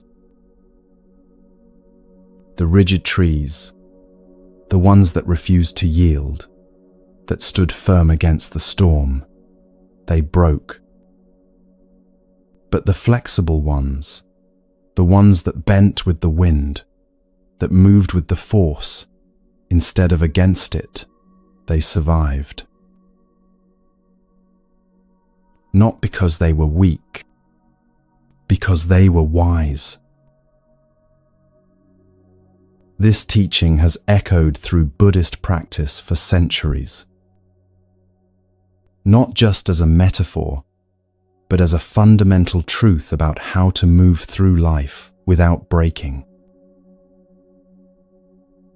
We're taught from childhood to be strong, stand firm, don't back down, hold your ground. And those things have their place. Sometimes you do need to stand firm for what matters. But somewhere along the way, many of us confused strength with rigidity. We learned that bending means breaking, that flexibility equals weakness, that if we don't stay fixed in our positions, we'll lose ourselves entirely. And we became like those oak trees, impressive on the outside, strong-looking, but when the real storms came, loss, change, uncertainty, disappointment, we didn't know how to bend. We only knew how to resist. And resistance breaks us. Think about the last time life pushed you in a direction you didn't want to go. Maybe it was a relationship ending, a job you lost, a plan that fell apart, a version of yourself you had to outgrow. Did you bend with it, or did you fight against it? Most of us fight. We dig our heels in. We say, no, not this, not now, not like this. We stand rigid against the wind of change, believing that if we just don't move, if we just refuse to yield, eventually, reality will bend to us instead. But reality doesn't bend. It just keeps blowing. And when you refuse to move with it, eventually something snaps. The willow trees the Buddha pointed to, they're not weak. They're deeply rooted. But they know something the rigid trees don't. You can stay rooted while still bending. You can keep your core intact while adapting to what comes. You can be both strong and flexible at the same time. That's not weakness. That's wisdom.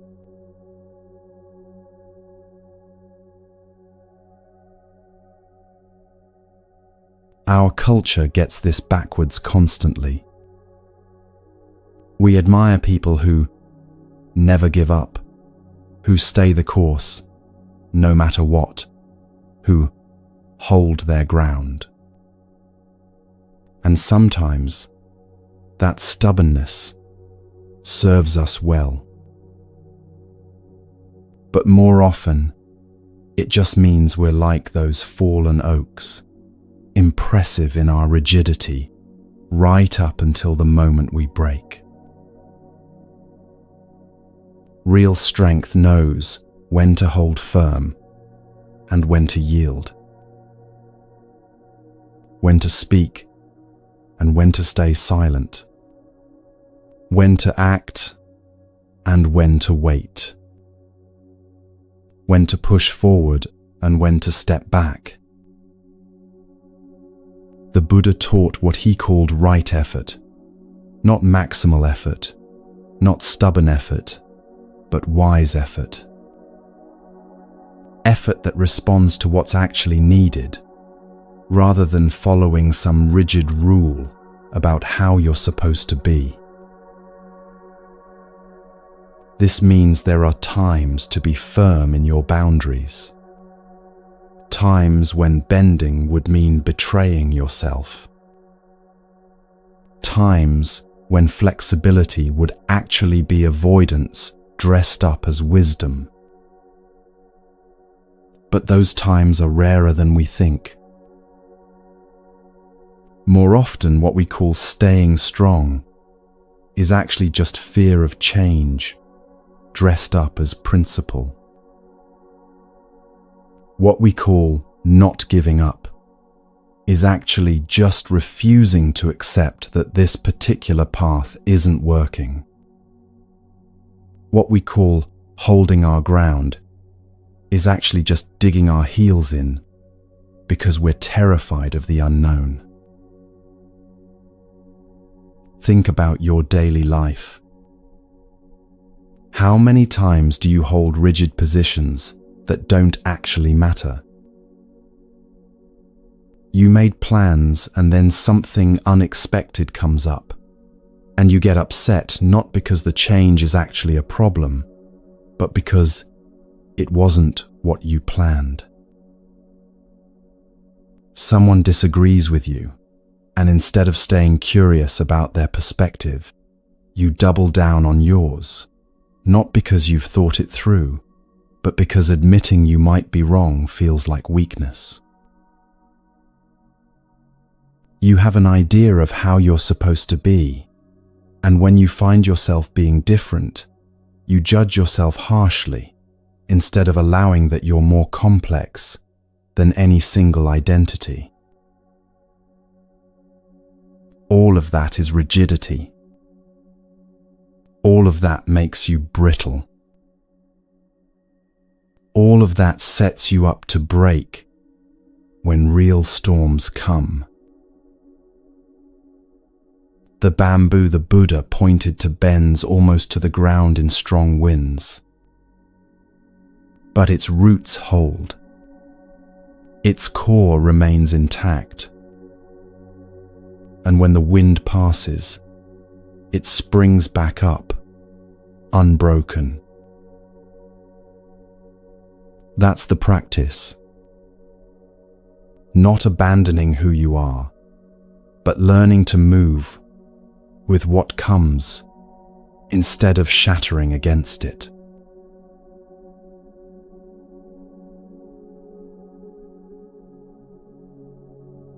In your everyday life, flexibility looks very ordinary.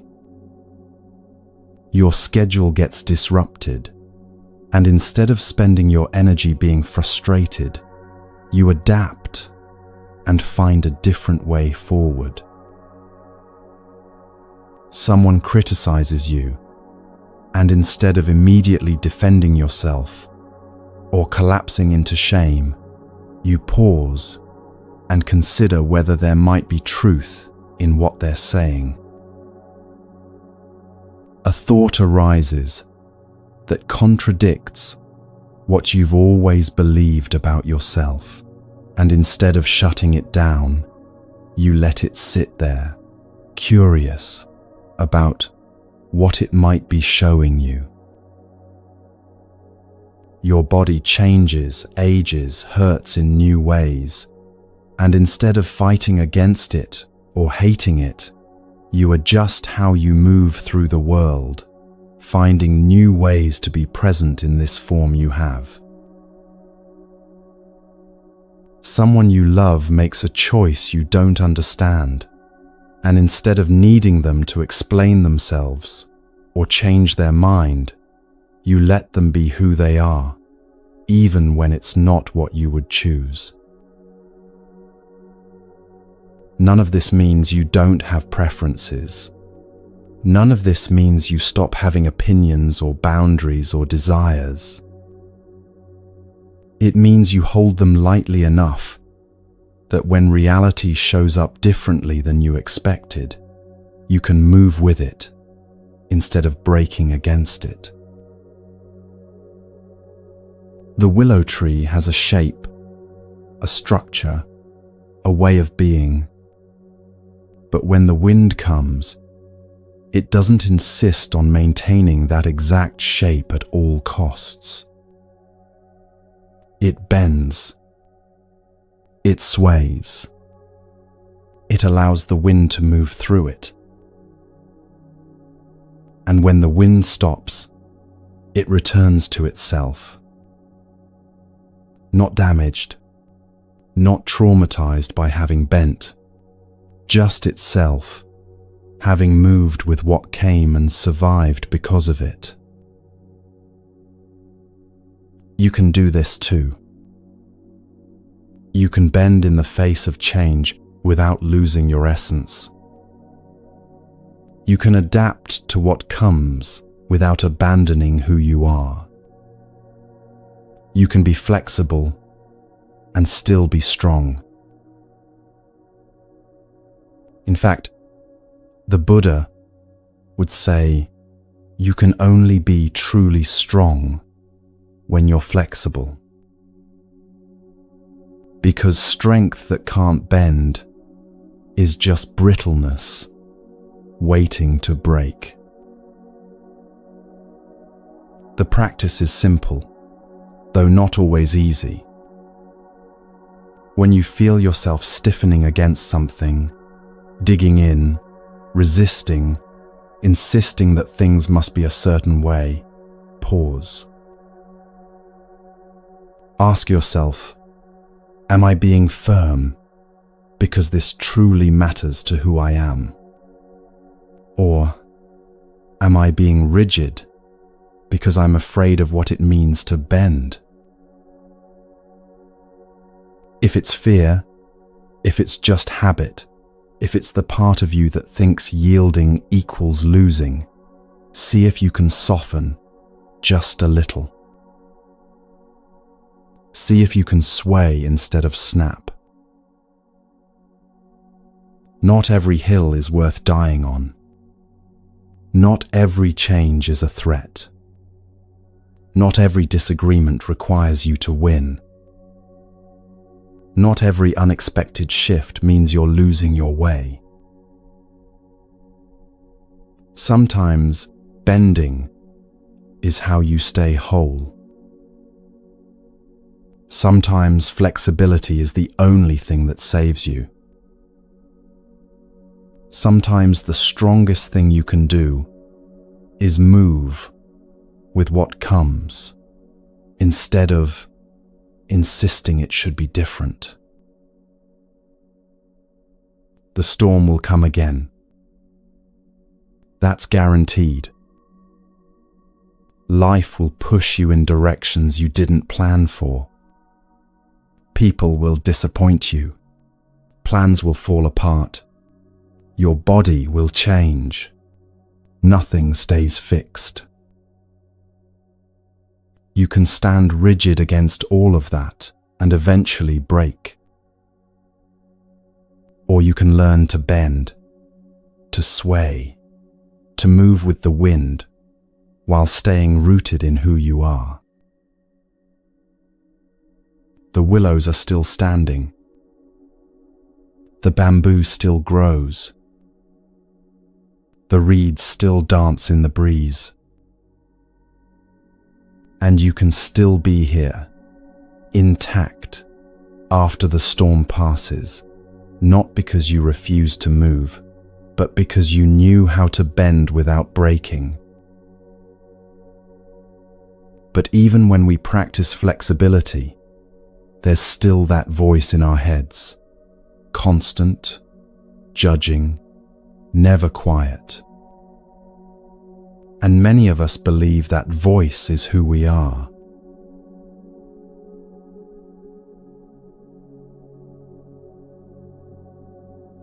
There's a voice in your head right now.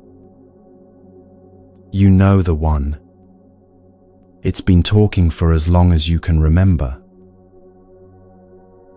It narrates your day, comments on what you're doing, judges what you said 5 minutes ago or 5 years ago, plans what you'll do tomorrow, worries about things that might never happen, replays conversations, creates scenarios, never stops.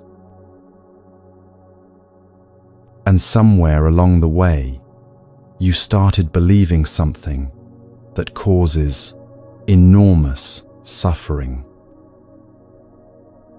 You started believing that voice is you. But what if it's not? The Buddha taught something radical that modern psychology is only now beginning to understand. He taught that thoughts are events, not identity. They're phenomena that arise and pass away, like sounds or sensations, but they're not who you are. Think about it this way. When you hear a bird singing outside your window, you don't think, "I am that bird song."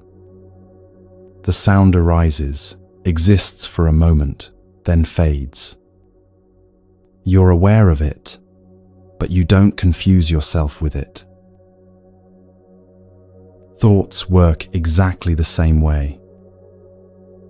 They arise in awareness, exist briefly, then disappear.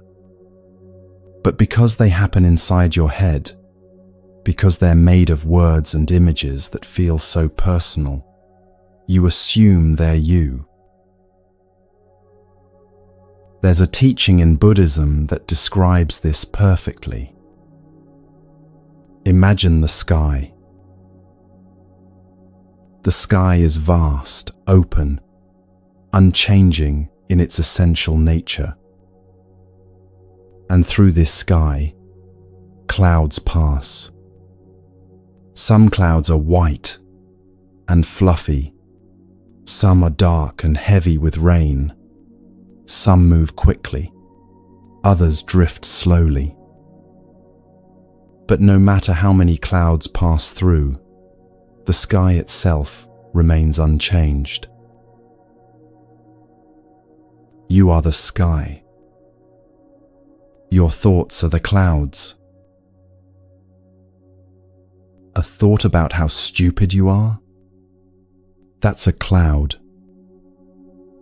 A memory that makes you cringe? That's a cloud. A worry about something that might happen next week? That's a cloud. And just like clouds, these thoughts don't define the sky. They pass through it, but the sky, the awareness that notices the thoughts, remains untouched. This distinction is everything. Because when you believe you are your thoughts, you have to take every single one of them seriously. You have to defend them, believe them, act on them, be controlled by them. But when you understand that thoughts are just events happening in awareness, you can observe them without being owned by them. Notice what's happening right now as you read this. There are thoughts arising in your mind. Maybe agreement. Yes, this makes sense. Maybe skepticism. I'm not sure about this. Maybe distraction. I need to remember to do that thing later. Those are thoughts. But who's noticing them?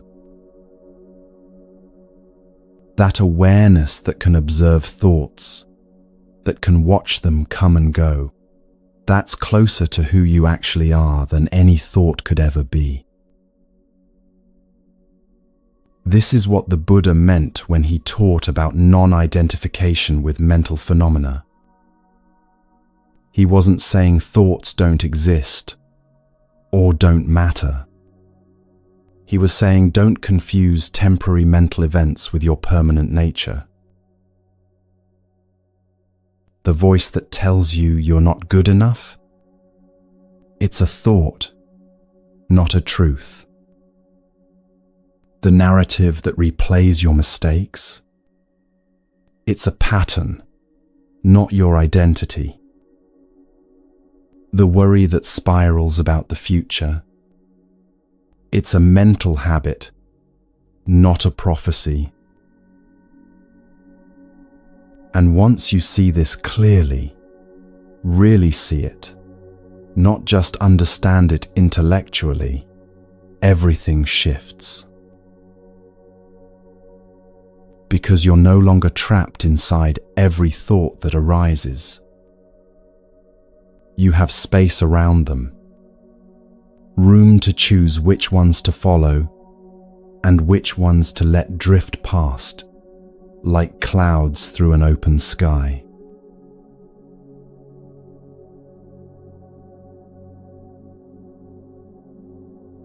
Understanding this distinction is one thing.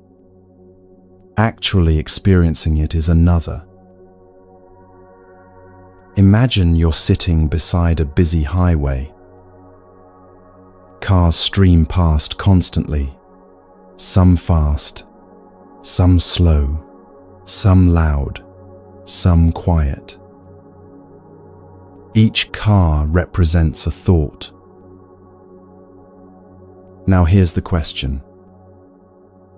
Do you have to get in every car that passes? Most of us live as if we do.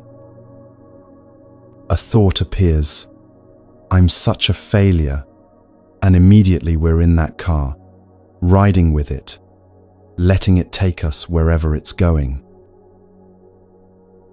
Another thought speeds by, what if something terrible happens? And we jump into that one too, abandoning the first car for this new, more urgent vehicle.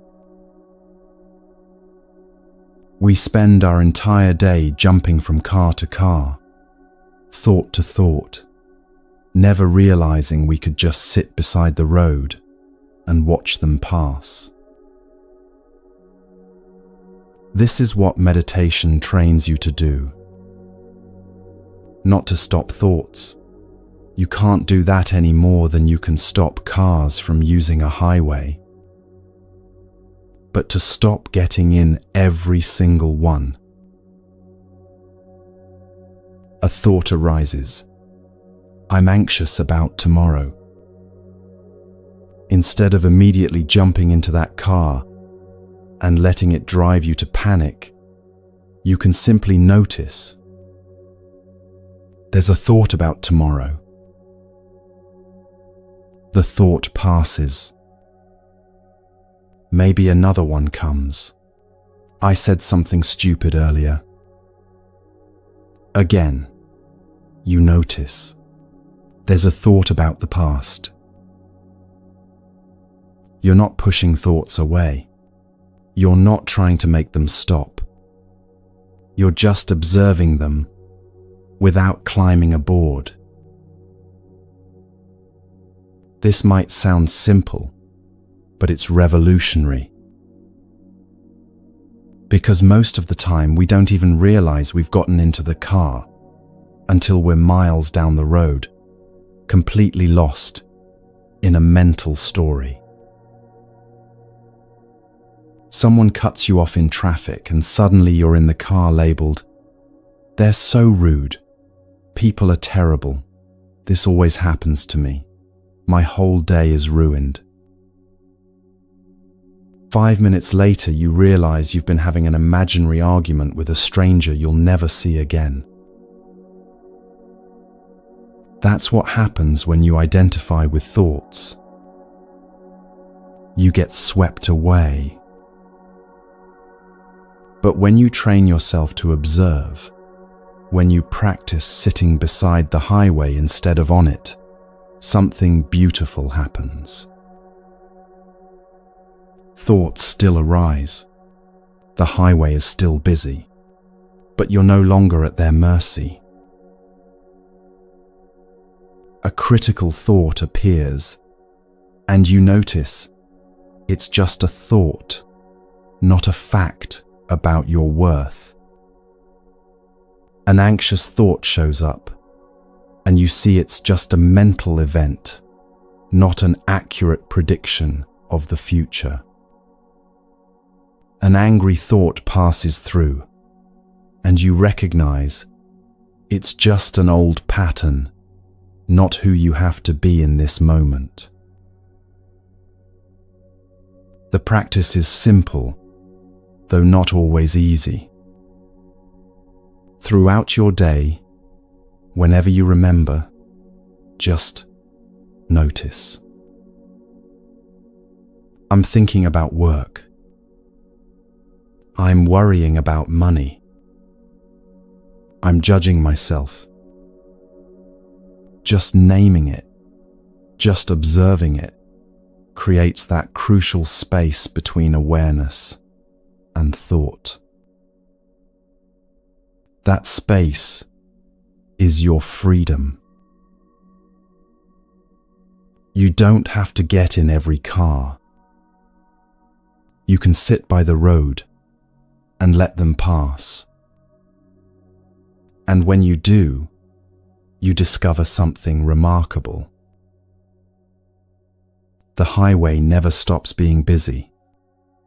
Thoughts keep coming, but you're not exhausted anymore. Because you're not spending your whole life jumping from car to car, thought to thought, letting each one take you somewhere you didn't choose to go. You're just here, watching, aware, free.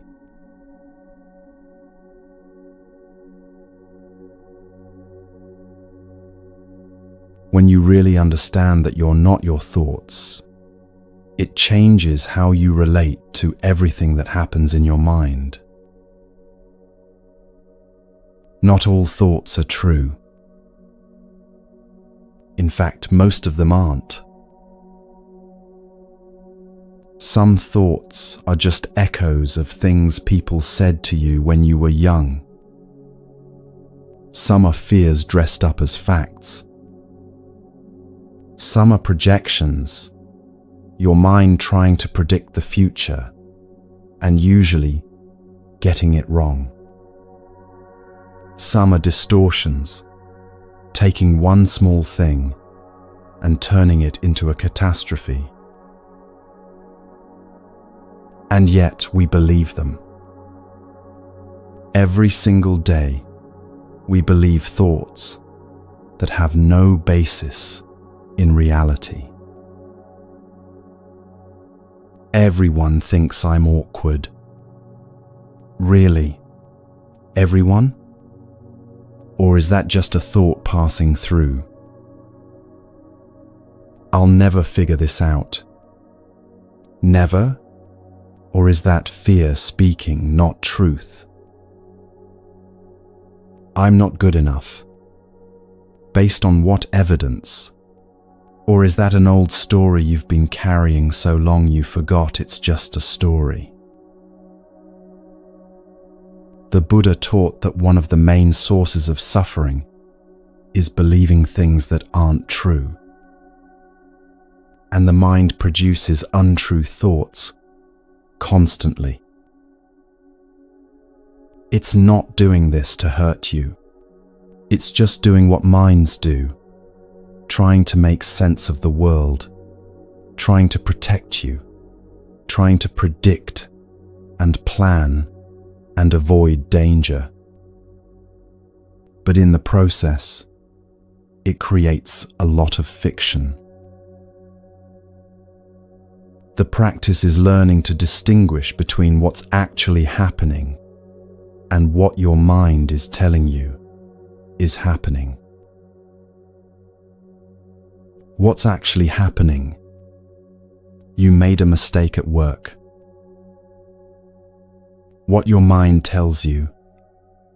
You're incompetent, and everyone knows it, and you're probably going to get fired, and you'll never find another job, and your life is over. Can you see the difference? The first is a fact. The second is a story. And if you can't tell the difference, you'll suffer over things that exist only in your thoughts. This is the liberation the Buddha pointed toward. Not freedom from having thoughts. You'll have thoughts until your last breath. But freedom from being controlled by them. Freedom to hear the critical voice in your head and recognize it's just an old pattern, not an accurate assessment of your value. Freedom to feel anxiety about the future and understand it's your mind's way of trying to protect you, but it doesn't mean disaster is actually coming. Freedom to notice jealousy or anger or shame arising and see these are temporary mental states, not permanent features of who you are. You're not the critical voice. You're the one who can hear it and choose not to believe it. You're not the anxious thoughts. You're the awareness that can hold them without being destroyed by them. You're not the stories your mind creates about your past or your future. You're the spacious presence that can watch those stories arise and pass without getting lost in them. This is what changes everything. Not having fewer thoughts or better thoughts or more positive thoughts, but understanding that thoughts are weather patterns moving through the sky of your awareness, and you, the real you, are the sky itself.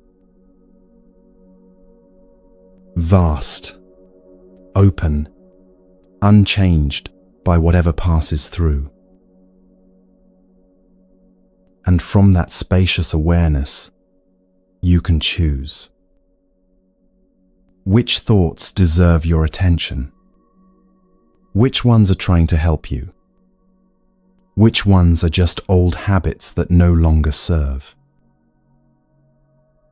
You get to decide. Not because you can control what thoughts arise, you can't. But because you can control which ones you follow, which ones you believe, which ones you let guide your actions. That's not the voice deciding. That's you deciding. And once you know the difference between the two, you're no longer a passenger in every car that drives past. You're standing on solid ground, watching the traffic, fully aware that you can stay exactly where you are. But even with this understanding, there's still something most of us struggle with deeply. The need to know. The desperate craving for certainty that keeps us trapped in our heads, searching for answers that might not exist.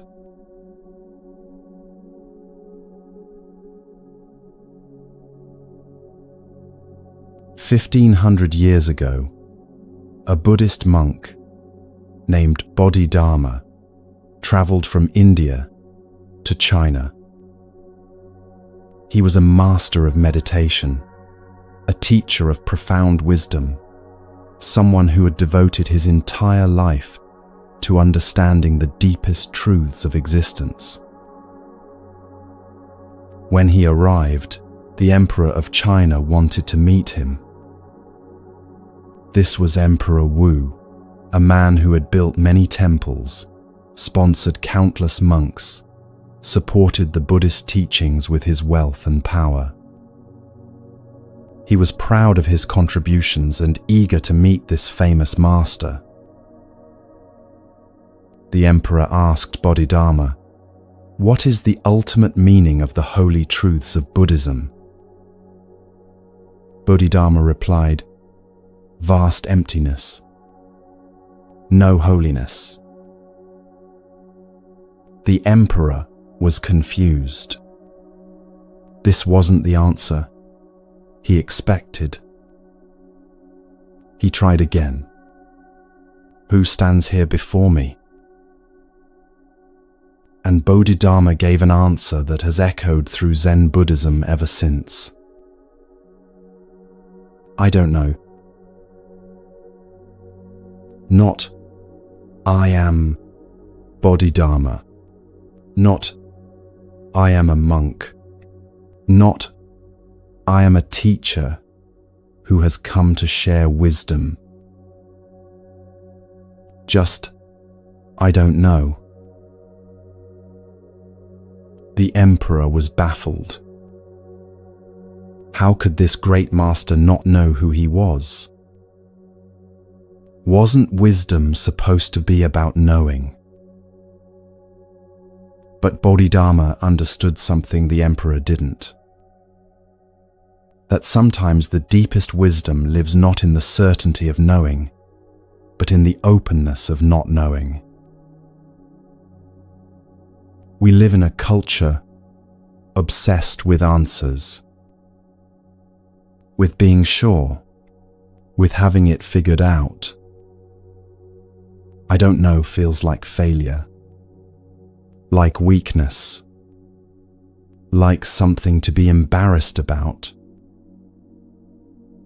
But the Buddha taught something entirely different.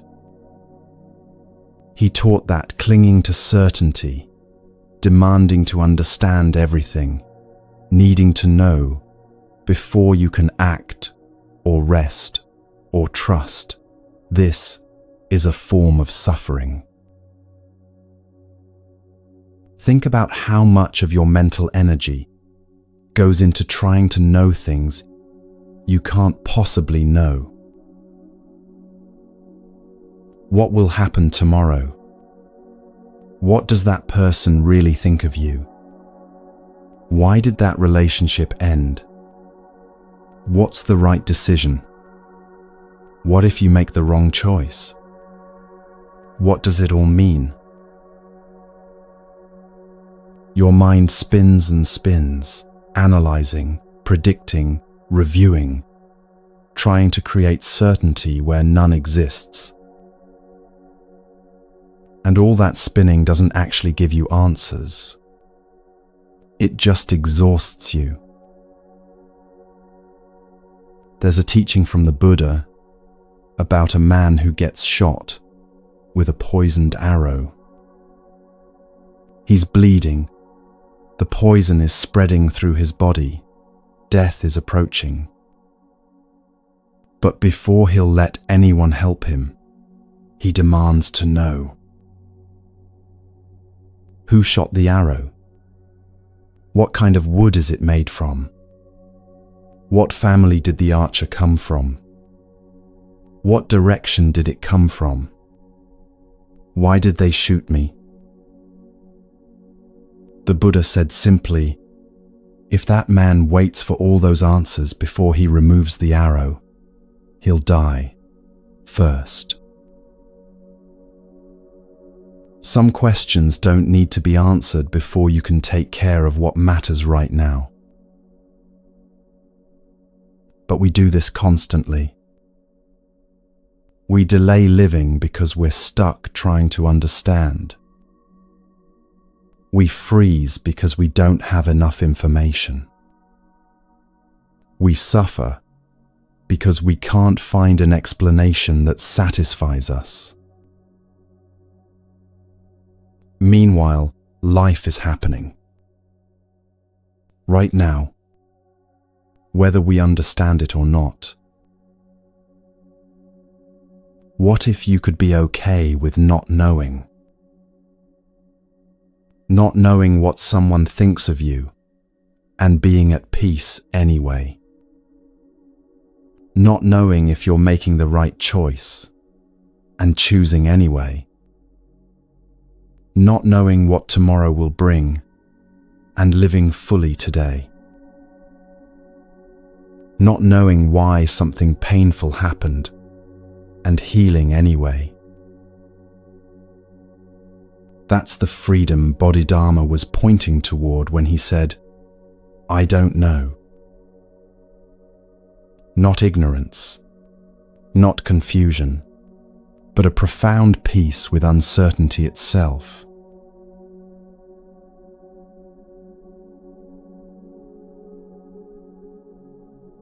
In Zen Buddhism, they call this beginner's mind, or don't know mind. And it's considered one of the most valuable states you can cultivate. An expert knows a lot. They have answers, opinions, certainties. But that knowledge can become a cage. When you think you know how things are, you stop seeing what's actually in front of you. You see your ideas about reality instead of reality itself. A beginner, on the other hand, doesn't know yet. Their mind is open, curious, ready to be surprised. They see things fresh, without the filter of preconception. This is what Zen master Shunryu Suzuki meant when he said, "In the beginner's mind, there are many possibilities, but in the experts, there are few." When you don't know, anything is possible. When you're certain you know, you've closed off every possibility except one. Think about your relationships. How often do you assume you know what someone is thinking, what they're going to say, why they did what they did? And how often are you wrong? When you approach someone with, "I know you," you can't actually see them anymore. You're seeing your idea of them, your story about them, your past experiences with them. But when you approach with, "I don't know," suddenly they become visible again. Fresh, capable of surprising you. Real. This doesn't mean forgetting everything you've learned or acting like you have no experience. It means holding what you know lightly. Maybe it's this way, but maybe it's not. Let me stay open. The Korean Zen teacher Soon Shan would ask his students questions they couldn't possibly answer. What is love? Where did your life come from? What will happen tomorrow? And when students would try to give answers, he would shake his head. When they finally said, "I don't know," he would smile. Good. Keep this don't know mind. It is an open mind, a clear mind. Because in that space of not knowing, something remarkable becomes possible. You stop trying to control what you can't control. You stop exhausting yourself with analysis that leads nowhere. You stop demanding that the universe explain itself before you can take the next step. And instead, you become present. available, responsive to what's actually here, instead of what you think should be here. The Buddha himself modeled this. When people asked him questions about things that couldn't be known, what happens after death? Is the universe eternal? He often remained silent. Not because he was refusing to teach, but because some questions lead away from wisdom instead of toward it. Because getting lost in speculation about the unknowable takes you away from the work that actually matters. The work of being present. The work of reducing suffering. The work of responding to life with wisdom and compassion. You don't need to know everything to do that work. You just need to be here.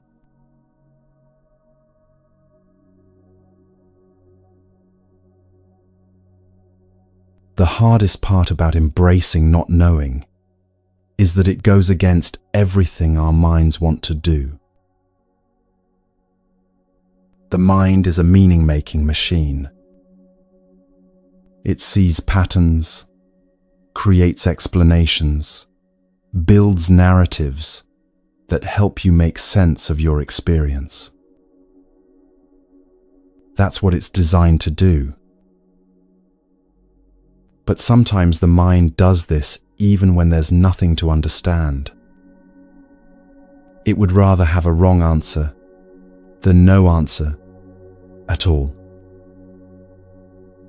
Someone doesn't text you back right away, and your mind creates a story. They're mad at me. I said something wrong. They don't want to talk to me anymore. The truth? You don't know. Maybe they're busy. Maybe they forgot. Maybe their phone died. Maybe they're thinking about what to say. Maybe 1,000 things you can't possibly know. But the mind hates that uncertainty. So it fills in the blanks, usually with the worst possible scenario. Or maybe you're facing a big decision. Should you take this job? Move to this city? End this relationship? And your mind wants a guarantee. It wants to know, with absolute certainty, that you're making the right choice. But that certainty doesn't exist. You can gather information, you can think it through, you can trust your gut, but you cannot know the future.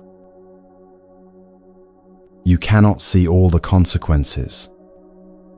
You cannot predict how you'll feel a year from now, or what opportunities will emerge, or how everything will unfold. And if you wait for that certainty before you choose, you'll be frozen forever. This is where the practice of not knowing becomes incredibly practical. Instead of spinning in your head trying to figure everything out, you can acknowledge the truth. I don't know what will happen. I can't know. And that's okay. Then you make your choice based on what you do know, your values, your needs, your current understanding, and you trust that you'll handle whatever comes next. Not because you've figured it all out, but because you've accepted that figuring it all out isn't possible. The Buddhist teacher Pema Chodron talks about this as learning to sit in the middle of uncertainty without scrambling for solid ground. That scrambling, that desperate grasping for answers, for explanations, for guarantees, is what creates so much of our suffering. What if you stopped scrambling? What if you let yourself rest in the not knowing, the way you might rest in a hammock, swaying gently without needing to grab onto anything? You might discover something unexpected. That not knowing isn't dangerous. That you can be okay without having everything figured out. That uncertainty, when you stop fighting it, can actually feel like freedom.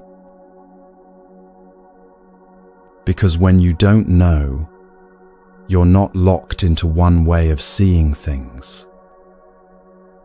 You're open, present, available to what is, rather than what you expected. Not knowing isn't being lost. Being lost means you think you should know where you are, but you don't. Not knowing is understanding that the territory itself is constantly changing, and no map could ever capture it fully. So you walk anyway, one step at a time, responding to what you encounter, adapting as you go, trusting that you don't need to see the whole path before you can take the next step. That's how Bodhidharma lived. That's what he was teaching when he said, "I don't know." Not that nothing can be known, but that the deepest truths can't be captured in words or concepts. That certainty is often an illusion. That wisdom sometimes lives in the willingness to say, "I don't know, and I'm at peace with that." You don't need all the answers. You never did. You just need this moment. And this moment is enough. But accepting this moment as it is, without demanding it be different, without needing to understand why it is the way it is, that requires something most of us find incredibly difficult. It requires acceptance.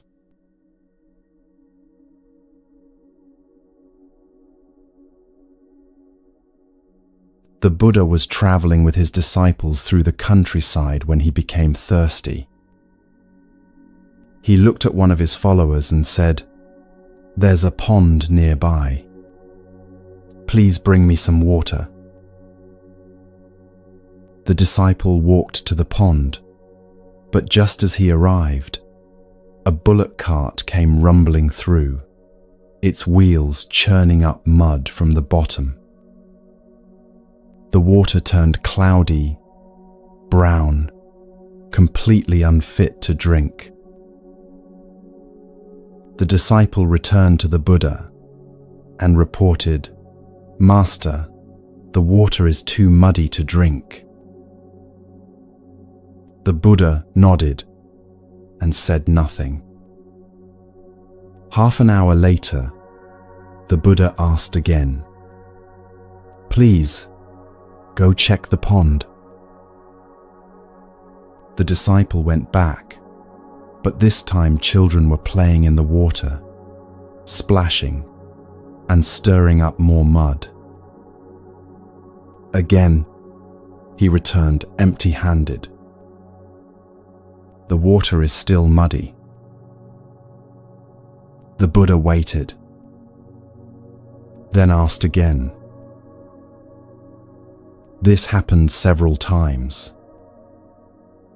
Each time the disciple went to the pond, something was disturbing the water.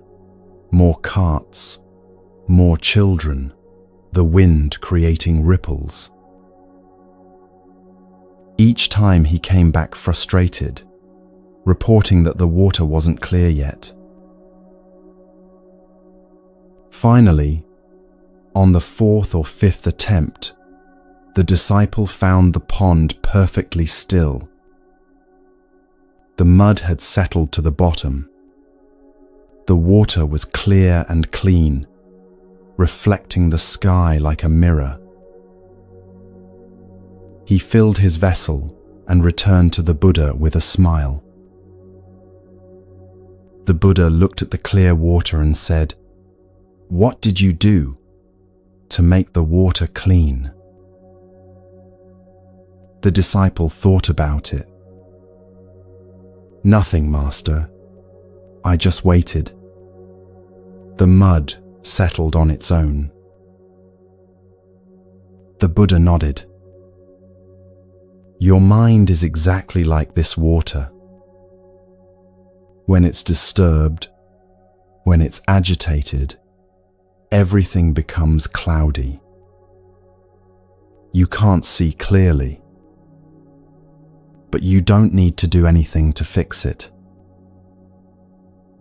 Just let it be. Don't stir it up more by fighting with it, by demanding it be different. Give it time. Give it space. And it will settle on its own. Still mind. Still water.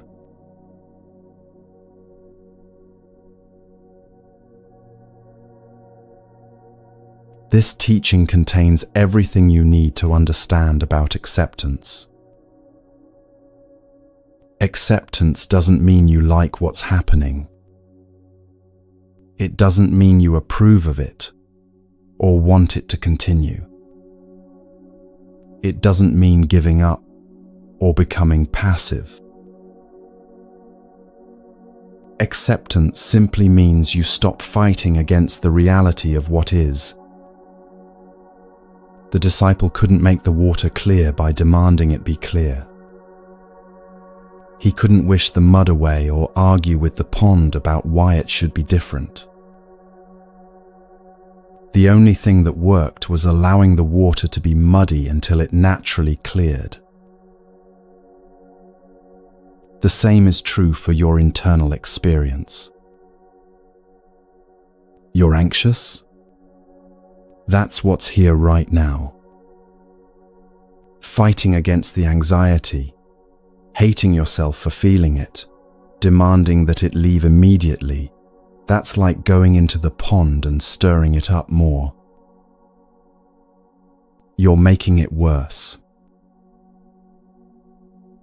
But if you can simply acknowledge, okay, anxiety is here, without adding layers of resistance on top of it, something shifts. The anxiety might not disappear instantly, but it doesn't have to escalate either. It can just be what it is until it naturally subsides.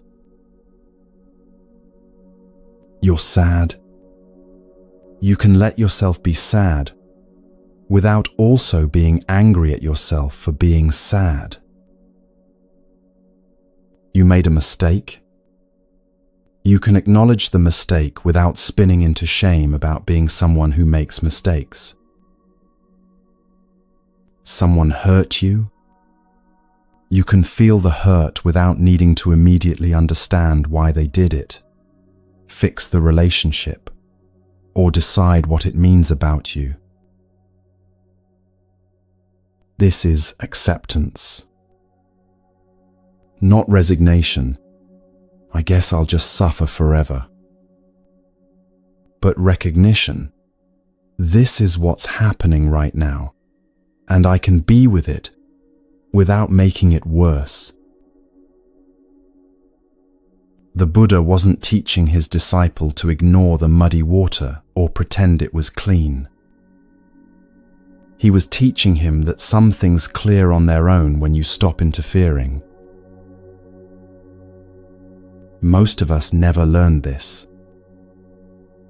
We learned to fix, to change, to control, to make things different as fast as possible. And those skills have their place. Sometimes action is needed, but sometimes, more often than we realize, the action that's needed is no action at all. Just presence, just allowing, just letting things settle.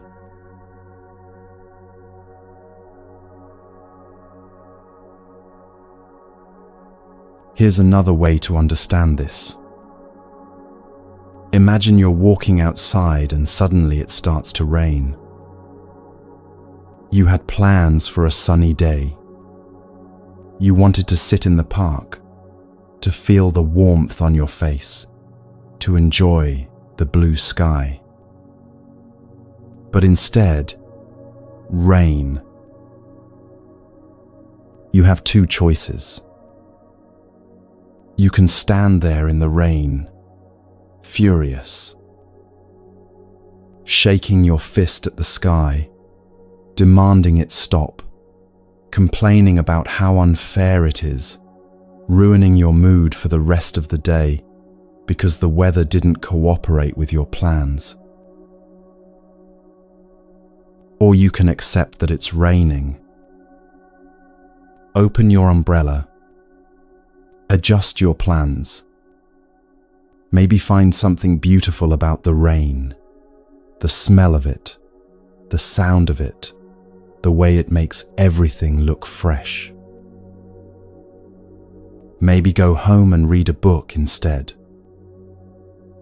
Maybe put on a coat and walk in it anyway. Neither choice changes the rain. It's raining regardless of how you feel about it.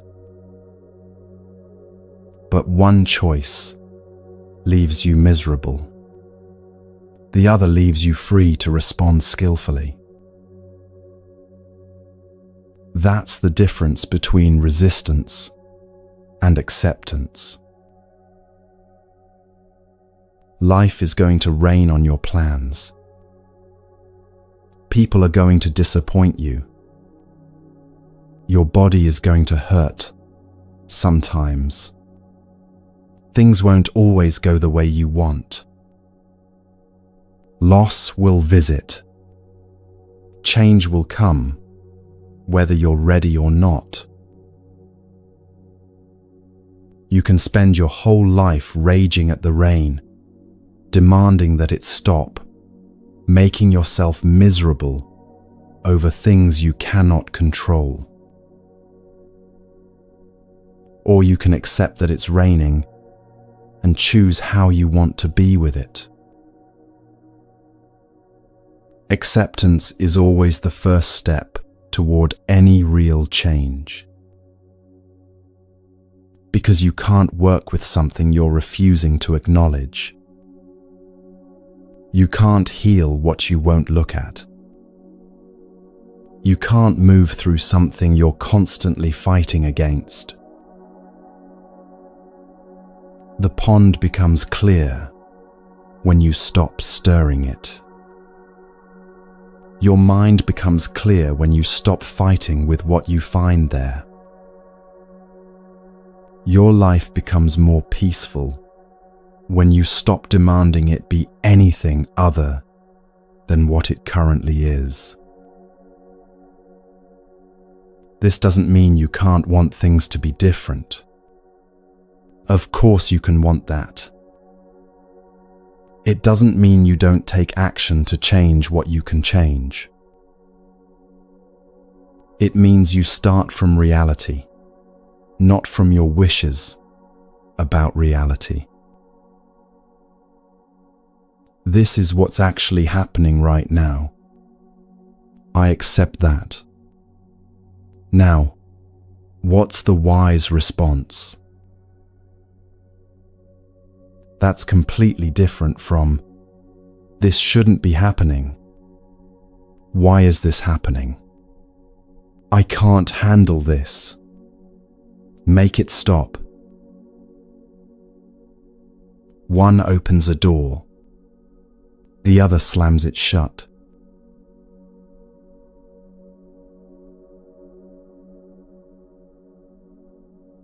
The Buddha taught his disciple this lesson at the pond because he knew something essential.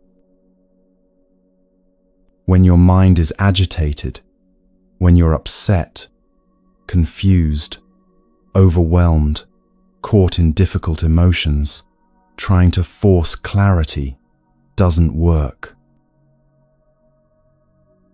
You can't think your way out of anxiety. You can't analyze your way out of grief. You can't force your mind to be calm by being angry at it for not being calm. Just like you can't clear muddy water by jumping in and thrashing around. The water clears when you leave it alone. Your mind settles when you stop fighting with it.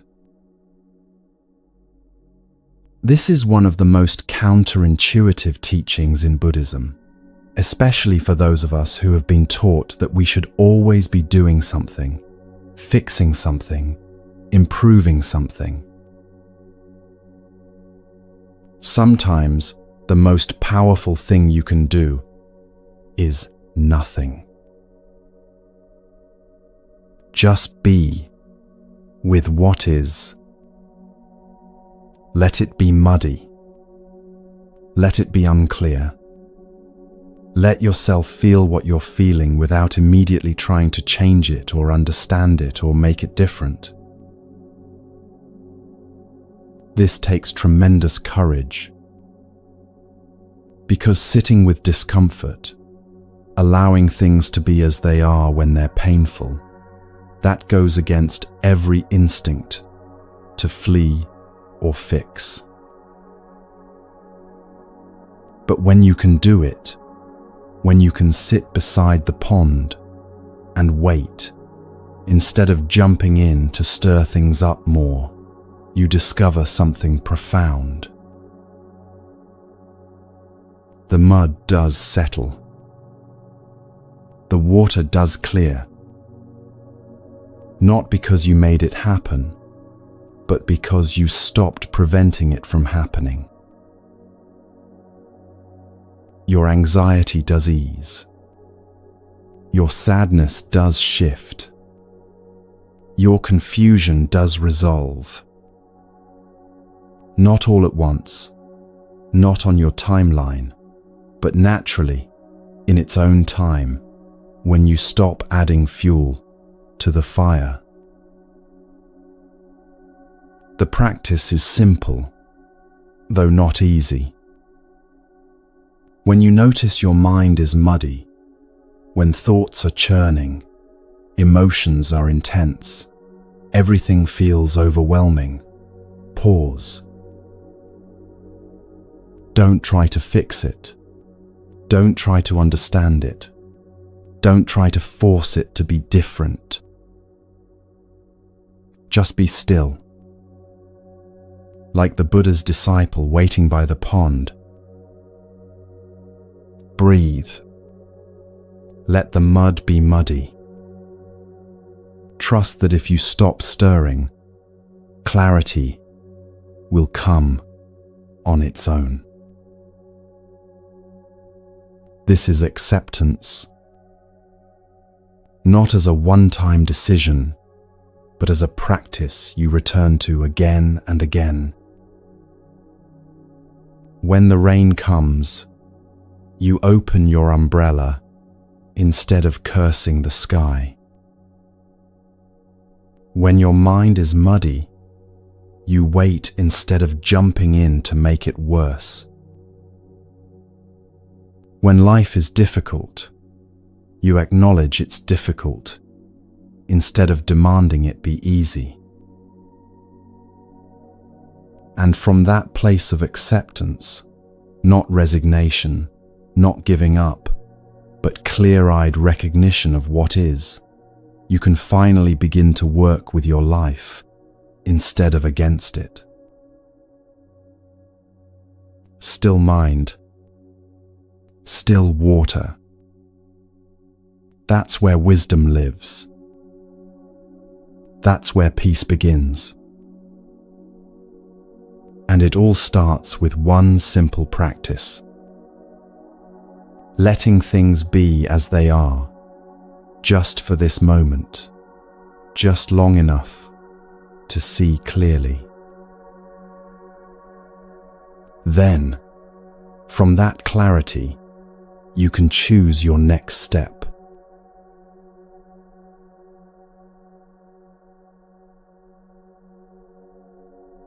A young monk came to the Buddha in distress.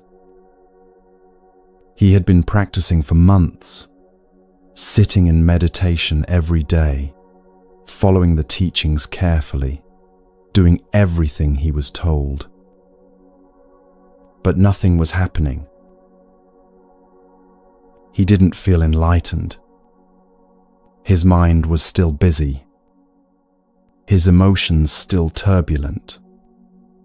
He saw no progress, no transformation, no sign that any of this was working. "Master," he said, "I've tried so hard. I've done everything you taught, but I feel exactly the same. When will something change? How much longer do I have to wait?" The Buddha listened quietly. Then he asked a simple question. "Have you ever watched water carve through stone?" The disciple was confused. "Water and stone? What does that have to do with my practice?"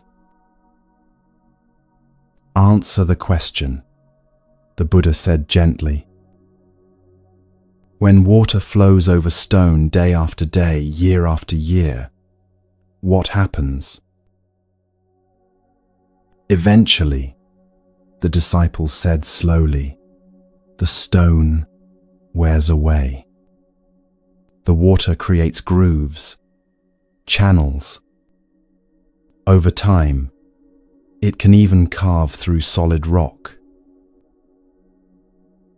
"Yes," the Buddha nodded. "And tell me, does the stone change after the first day? After the first week? After the first month?"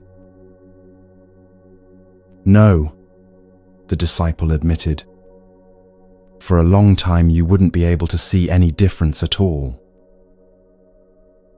"And yet," the Buddha continued, "the work is happening.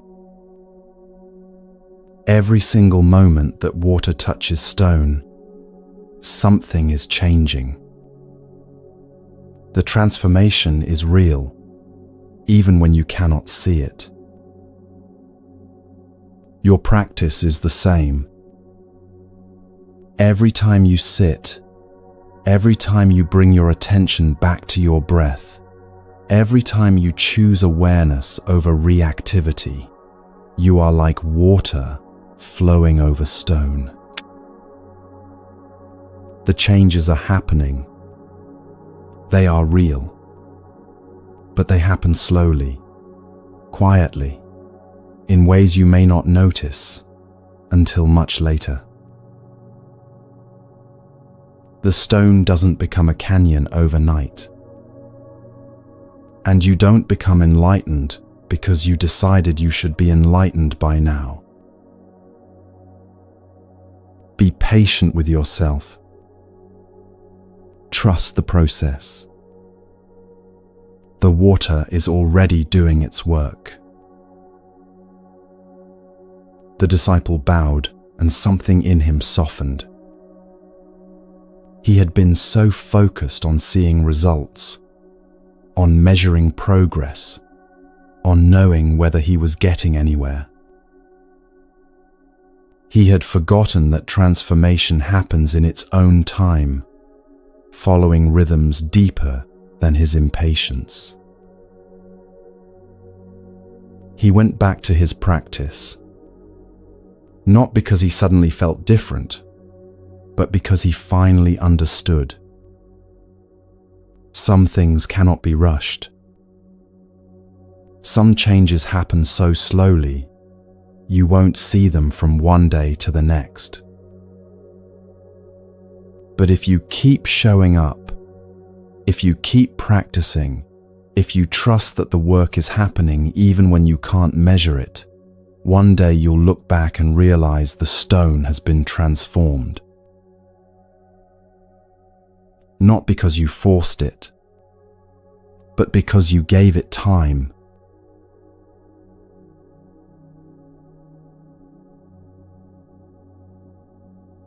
This teaching speaks to something most of us struggle with constantly. We hate waiting. We hate waiting for external things. The text message that doesn't come, the job offer that takes too long, the relationship that won't move forward, the pain that won't ease, the situation that refuses to resolve itself on our timeline. But even more than that, we hate waiting for internal changes. You start meditating and expect to feel calm immediately. You begin therapy and want to be healed by next month. You decide to change a habit and get frustrated when it doesn't stick after 3 days. You're working on yourself, trying to be better, putting in effort, and nothing seems to be happening. Or at least, not fast enough. And that waiting feels unbearable, because it feels like wasting time. Our culture has trained us to believe that if we're not seeing immediate results, we're not doing it right. That waiting is what happens when you're not working hard enough, not being strategic enough, not optimizing correctly. But the Buddha taught something completely different. He taught that some of the most important work happens invisibly, slowly, in ways that cannot be measured or tracked or hurried along. Think about a seed planted in soil. For days, weeks, nothing appears above ground. If you dug it up to check on it, you'd kill it. If you tried to make it grow faster, you'd damage it. The only thing you can do is water it, give it light, and wait. But that waiting isn't passive. Underneath the soil, everything is happening. Roots are forming, cells are dividing, energy is gathering. The seed is transforming itself from the inside out. You just can't see it yet. The same is true for your internal growth. You sit in meditation day after day, and your mind still wanders, but something is shifting beneath the surface. You work on being less reactive, and you still snap at people, but slowly, imperceptibly, the pattern is weakening. You practice self-compassion and still judge yourself harshly, but the judgment has a little less power each time. Water carving stone. Day after day after day. The problem is, we're looking for dramatic change. We want to wake up one morning and be completely different, calmer, wiser, more patient, fully healed. And when that doesn't happen, we assume nothing is working. But transformation doesn't usually work that way. Real, lasting change happens gradually. It happens through repetition, through showing up again and again, even when you can't see progress. The monk who came to the Buddha was looking at his practice the wrong way. He was measuring himself against some imagined endpoint: enlightenment, peace, perfection. And because he hadn't reached that endpoint yet, he thought he was failing. But the Buddha redirected him. The practice itself is the transformation. Every moment you choose awareness, you're changing. Every moment you return to presence, you're different than you were before. The stone doesn't feel the water working on it, but the work is real. You may not feel yourself changing, but if you're practicing, if you're showing up, if you're trying, if you're choosing differently, even in small ways, you are changing. The waiting isn't wasted time. The waiting is when the work happens.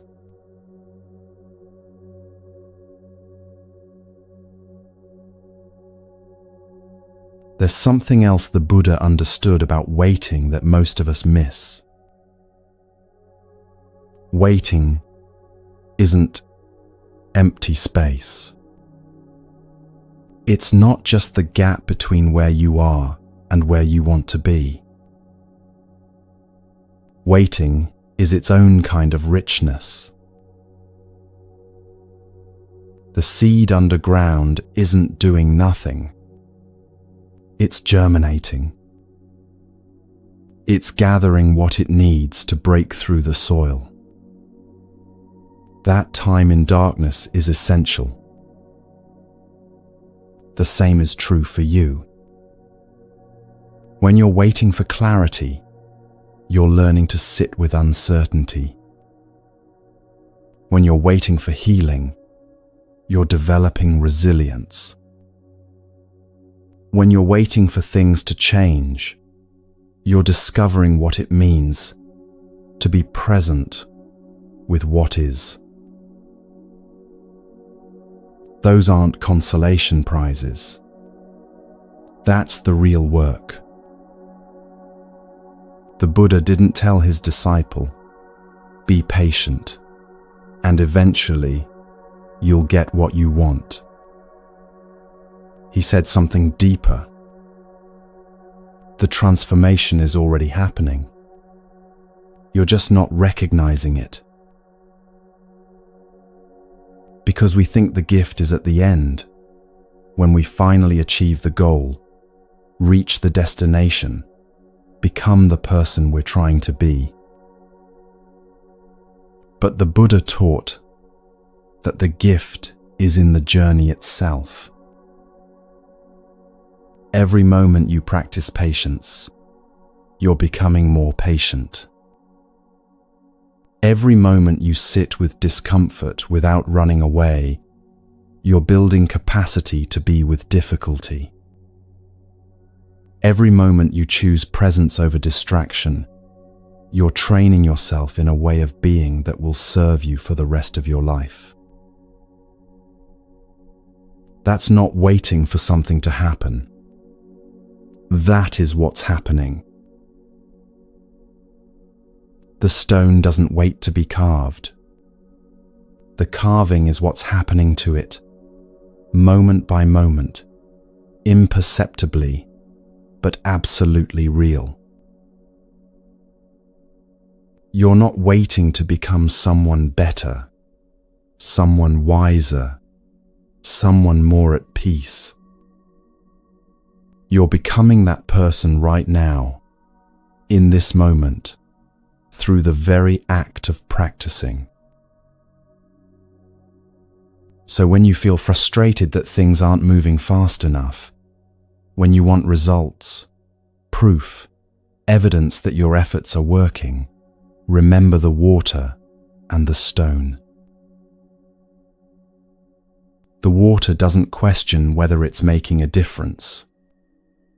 It just flows.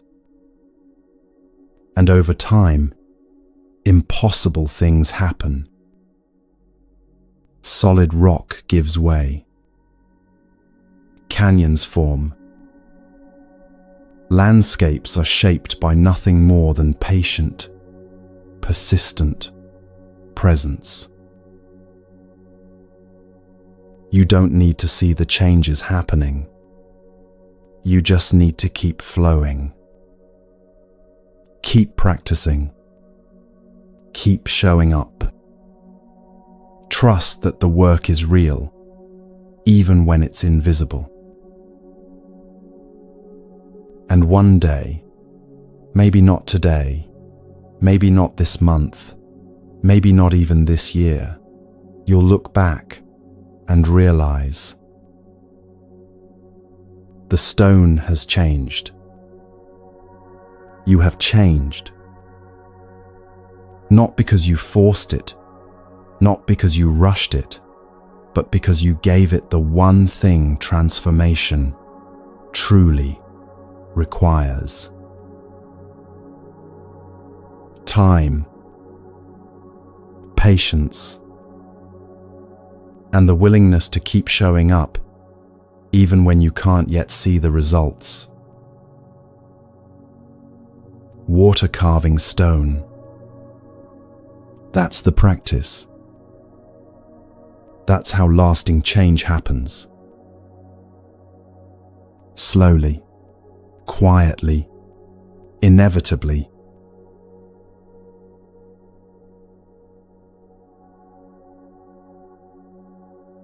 There's a species of bamboo that grows in China that teaches one of the most profound lessons about trust. When you plant Chinese bamboo, something remarkable happens. Or rather, something remarkable doesn't happen. You plant the seed in good soil. You water it faithfully. You tend to it, care for it, give it everything it needs. And then you wait. The first year passes. Nothing appears above ground. Not a single shoot. Not a hint of green.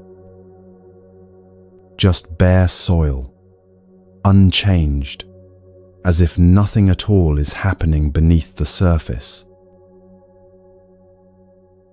The second year, the same. You keep watering, keep tending, keep trusting. But still, nothing visible. The third year, the same. The fourth year, still nothing. For 5 years, you see absolutely no evidence that anything is growing. 5 years of showing up, of caring for something that gives you no proof it's even alive. And then, in the 6th year, something extraordinary happens. The bamboo breaks through the soil. And once it starts growing, it doesn't stop. It shoots upward at an astonishing rate, sometimes growing up to 90 feet in just 6 weeks. 90 feet in 6 weeks, after 5 years of apparent silence. But here's what makes this so powerful. The bamboo wasn't doing nothing for those 5 years. It was growing the entire time, just not where anyone could see it. Underground, beneath the surface, invisible to anyone watching and waiting above, the bamboo was building its root system,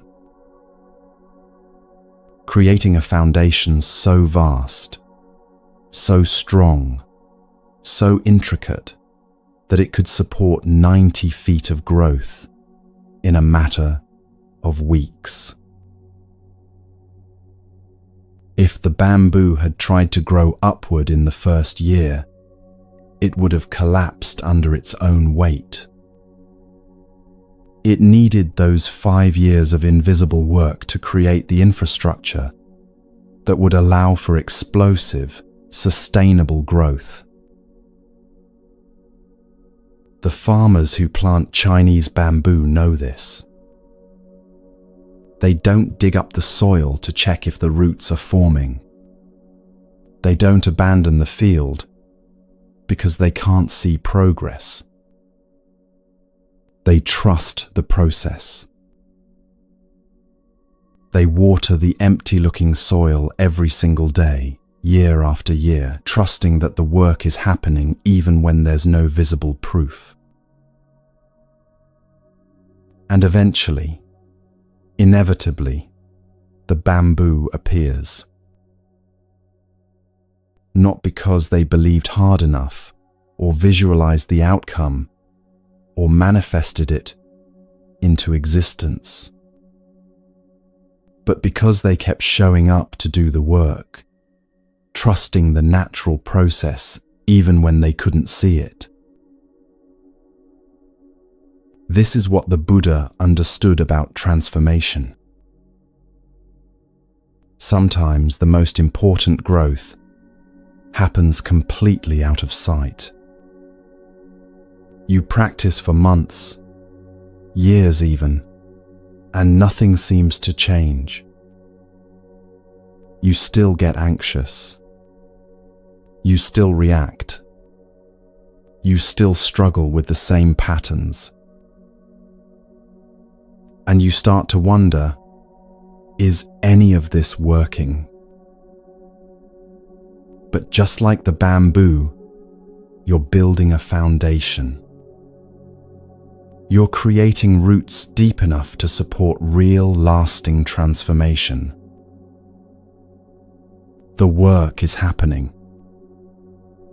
It's just happening where you can't measure it yet. Every time you sit in meditation, even though your mind is busy, roots growing. Every time you choose not to react, even though everything in you wants to, roots growing. Every time you return to kindness with yourself, after being harsh, roots growing. You can't see it. You can't measure it, but it's real. And one day, maybe not today, maybe not this year, something will shift. And when it does, it won't be gradual. It will feel sudden, like the bamboo shooting up 90 feet in 6 weeks. But it won't actually be sudden.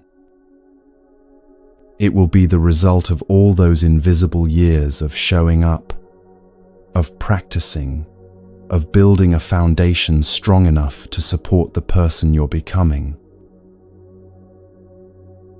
The question isn't whether the growth is happening. The question is whether you can trust it enough to keep watering the soil, even when you see nothing above ground.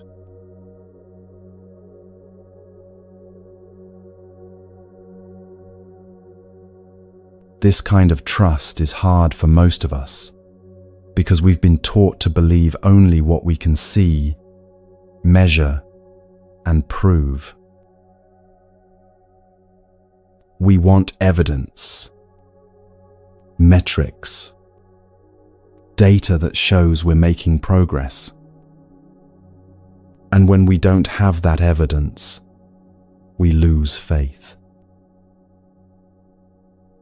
But the Buddha wasn't asking for blind faith. He was inviting something much more practical. He said, "Don't believe me because I say it's true.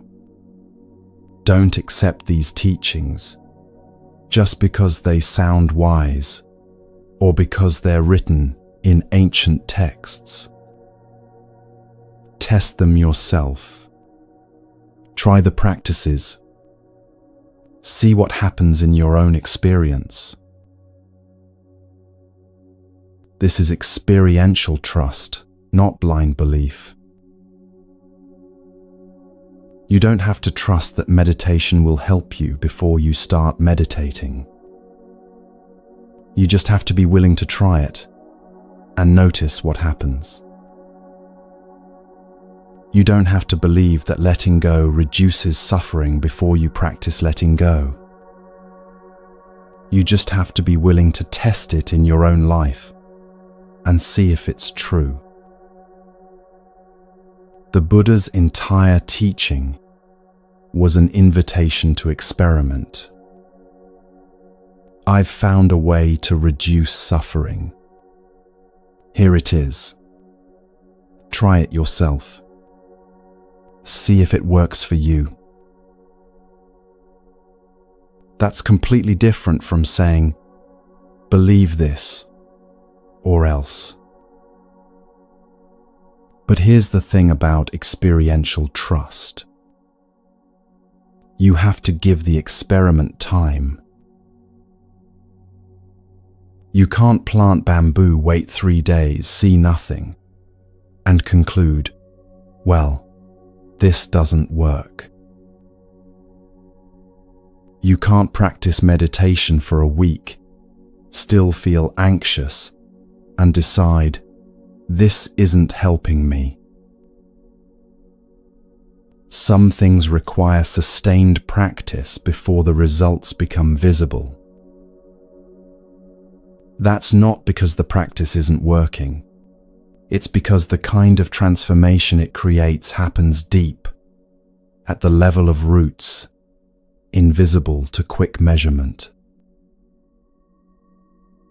Think about your own life. Have you ever tried something briefly and then quit because you didn't see immediate results? Maybe you started exercising and stopped after 2 weeks because you didn't look different yet.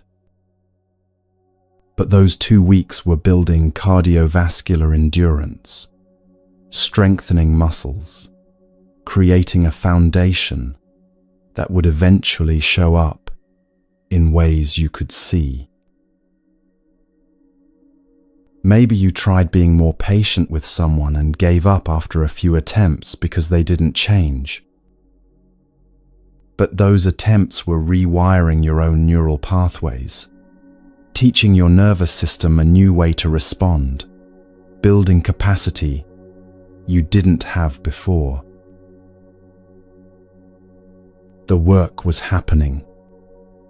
You just couldn't see it yet. This is where trust becomes essential. Not trust that a specific outcome is guaranteed. The Buddha never promised that. But trust in the process itself. Trust that when you practice awareness, something shifts in you, even if you can't name what. Trust that when you choose compassion over judgment, you're changing your relationship with yourself, even if it doesn't feel different yet. Trust that when you keep showing up to do the work, roots are growing, even when nothing appears above ground. The farmers who plant Chinese bamboo have this trust. They've seen the cycle before. They know that 5 years of invisible work leads to 6 weeks of extraordinary growth. You might not have seen the full cycle in your own life yet. You might still be in year 3, year 4, wondering if anything is actually happening beneath the surface. But others have walked this path. The Buddha walked it. Countless practitioners over thousands of years have walked it. And they all say the same thing. Keep watering the soil. Keep practicing. Trust the process, even when you can't see the results. Not because you're naive, or because you're forcing yourself to believe something that isn't true, but because you've tested it enough to know the work is real, the roots are growing, and transformation is happening even when it's invisible. That's the trust the Buddha invites. Not blind faith, but earned trust. Trust built one day of practice at a time, one moment of choosing differently at a time, one breath at a time. Eventually, the bamboo breaks through. And when it does, you'll understand that every single day of watering, the empty-looking soil, mattered. Every single practice session, when you felt like nothing was happening, it was building your foundation. Every time you showed up, even when you couldn't see progress, you were growing roots. And those roots will support you when the growth becomes visible. They'll hold you steady when life gets difficult. They'll give you the strength to reach heights you can't imagine yet. But first, you have to trust enough to keep watering the soil.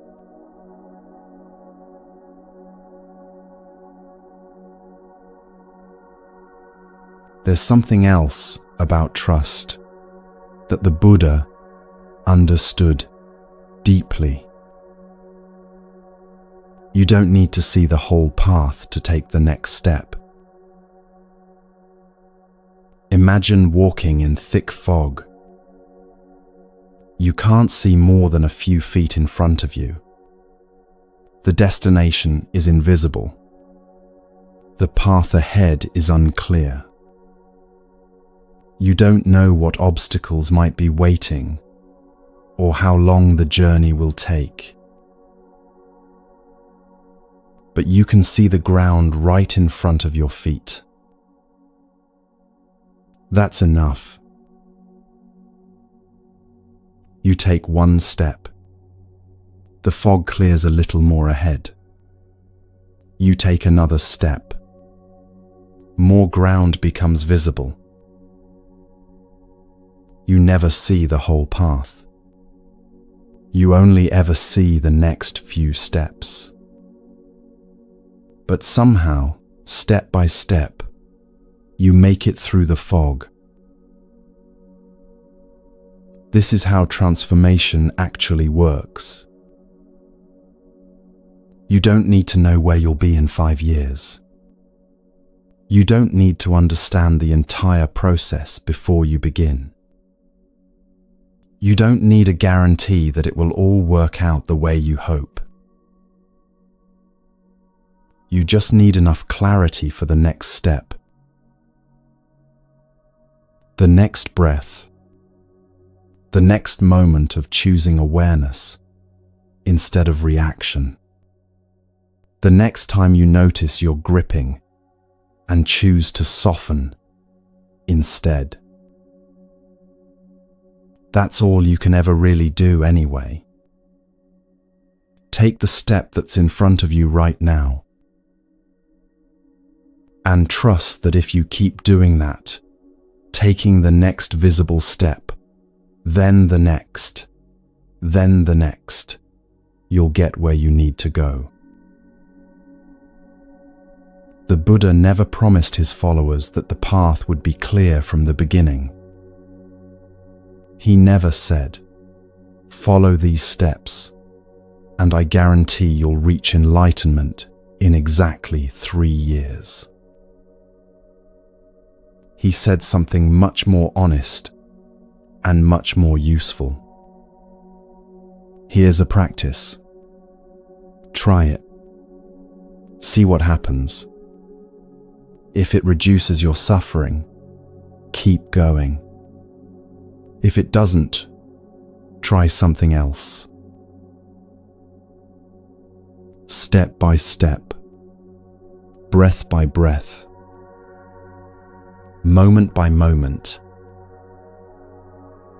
This is how trust is actually built, not by seeing the whole journey laid out in front of you, but by taking one step and discovering you can handle it. Then taking another step and discovering the same thing. Over time, you start to trust not the path itself, because you still can't see it clearly, but your ability to walk it. You trust that whatever comes, you'll take the next step. You trust that the ground will be there when your foot comes down, even if you can't see it yet. You trust that the fog will keep clearing just enough for you to know what to do next.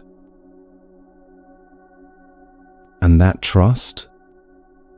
It's not something you force yourself to feel or pretend to have. It's something you build through experience. Every time you take a step in the fog and don't fall, your trust deepens. Every time you practice and notice even a tiny shift, a moment of calm, a pause before reacting, a softening you didn't have before, your trust grows. Every time you look back and realize you've come further than you thought possible, you learn that the process can be trusted even when you can't see the destination.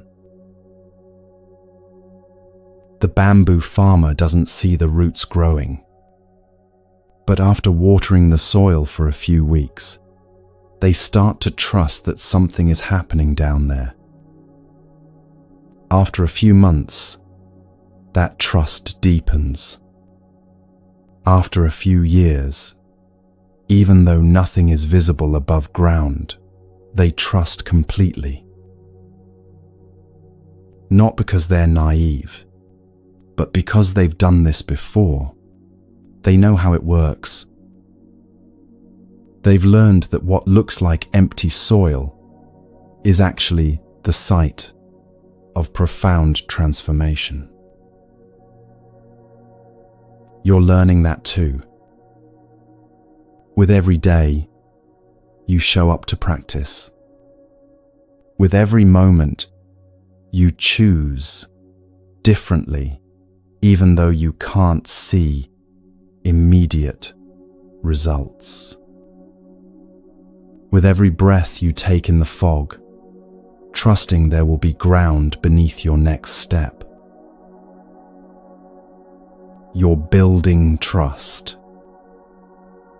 Not in certainty, because certainty doesn't exist, but in your capacity to keep walking, even without it.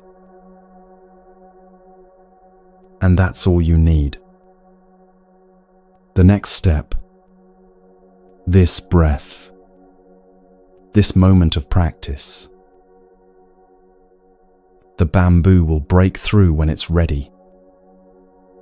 The fog will clear when it clears. The path will reveal itself one step at a time. Your only job is to keep watering the soil. Keep taking the next step. Keep trusting the process, even when you can't see the results. That's how transformation happens. Not all at once, not visibly, not on your timeline, but deeply, steadily, invisibly, until one day, everything shoots up 90 feet in 6 weeks, and you realize all those years of showing up mattered. All that invisible work was real. And the roots you built in darkness are what allow you to grow in the light.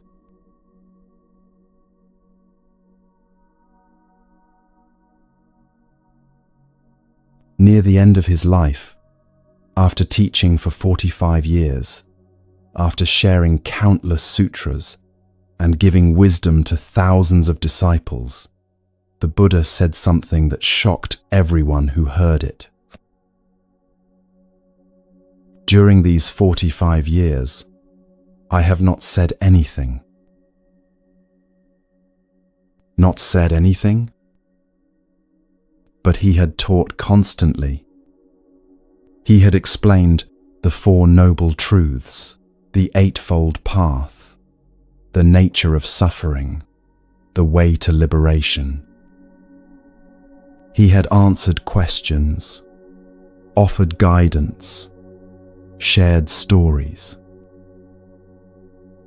How could he say he had not said anything? The Zen teacher, Thich Nhat Hanh, calls this the roar of a great lion, the thundering silence of a Buddha. Because the Buddha understood something most of us miss. Words can point to truth, but they are not the truth itself. You can talk about peace for decades, but the talking is not the peace. You can describe liberation, but the description is not the liberation. Real understanding comes not from words, but from the silence beneath them. From direct experience that cannot be captured in language. From a knowing that lives deeper than any explanation. And so the Buddha could teach for 45 years and truthfully say he had said nothing. Because what he was really pointing toward, that spacious, profound, wordless truth, could never be contained in his words. He was asking his disciples to look beyond the finger pointing at the moon and see the moon itself. But we live in a world that's forgotten silence. There's noise everywhere. External noise, traffic, music, notifications, conversations, screens, talking at us every moment of the day.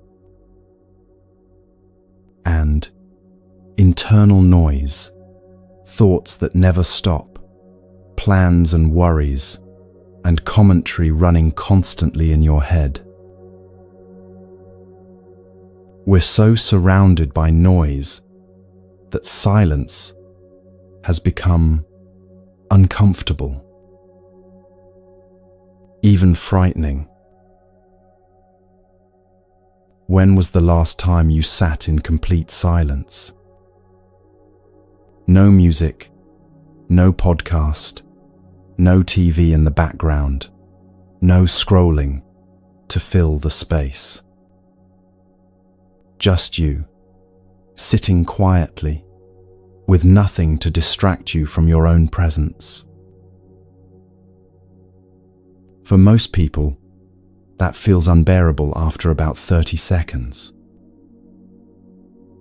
The mind starts scrambling for something to do, something to think about, something to fill the emptiness.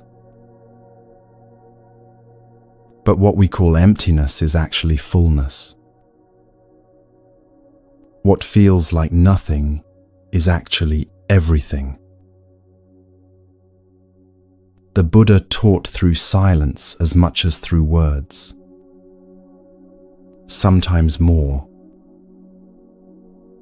When people asked him certain questions about the nature of the universe, about what happens after death, about things that cannot truly be known, he would remain silent. Not because he was refusing to answer, but because silence was the answer. Because some questions lead you away from truth instead of toward it. Because getting lost in speculation takes you out of this moment, which is the only place where real understanding lives. Not all questions need answers. Sometimes the question itself is the problem. What is the meaning of life? Your mind asks. And you could spend years, decades, trying to find the answer in books, or philosophy, or religion. Or you could sit in silence and discover that the meaning is here, in this breath, in this moment of being alive.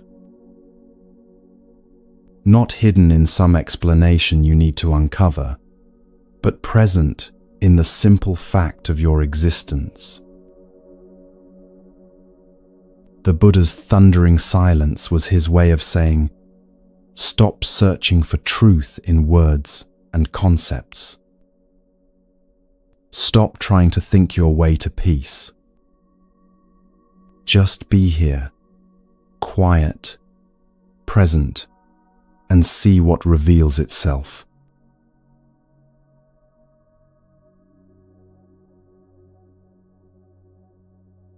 When you first encounter real silence, not just lack of external noise, but internal quiet, it can be deeply uncomfortable. All the things you've been avoiding rise to the surface.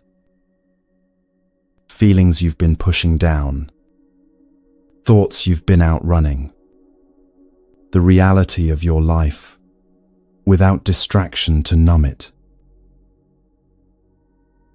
This is why we fill every moment with sound, with music, podcasts, TV, scrolling, conversation, anything to keep us from having to sit with ourselves in silence.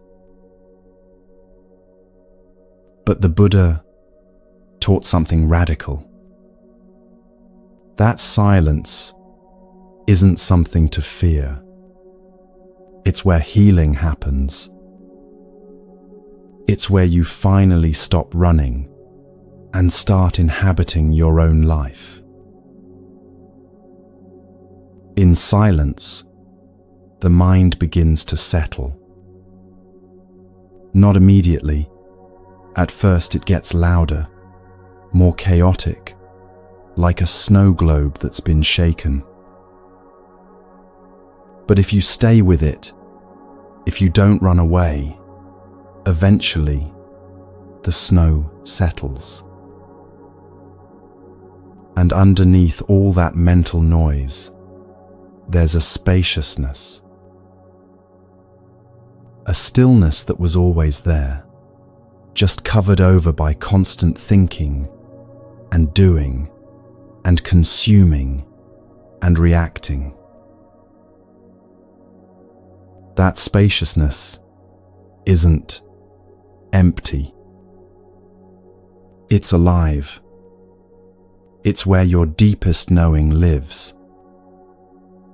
It's where intuition comes from, where clarity emerges, where you can finally hear yourself think, or better yet, hear yourself without thinking.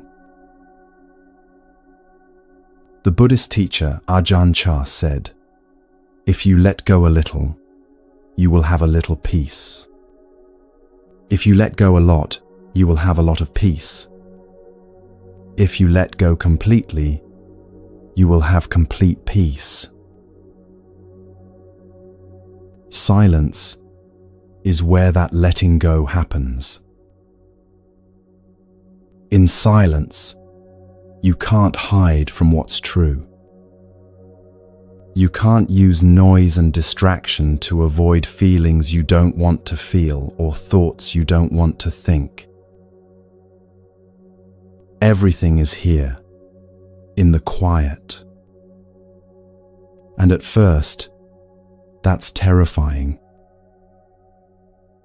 But if you keep sitting with it, if you practice being in silence the way you might practice any other skill, something shifts.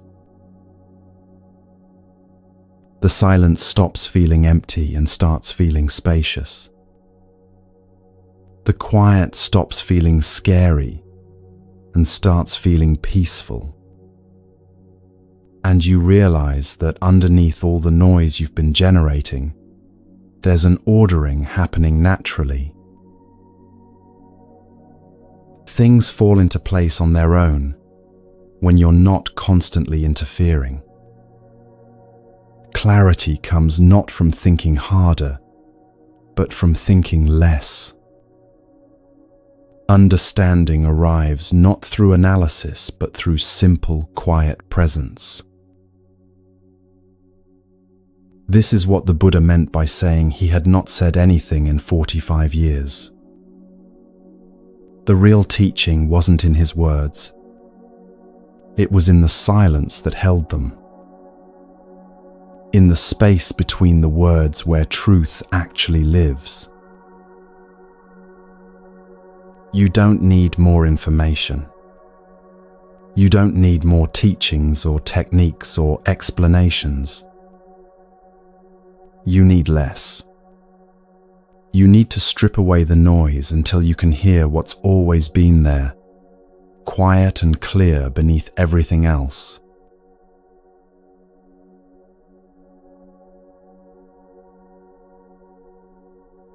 Silence isn't just something you practice alone.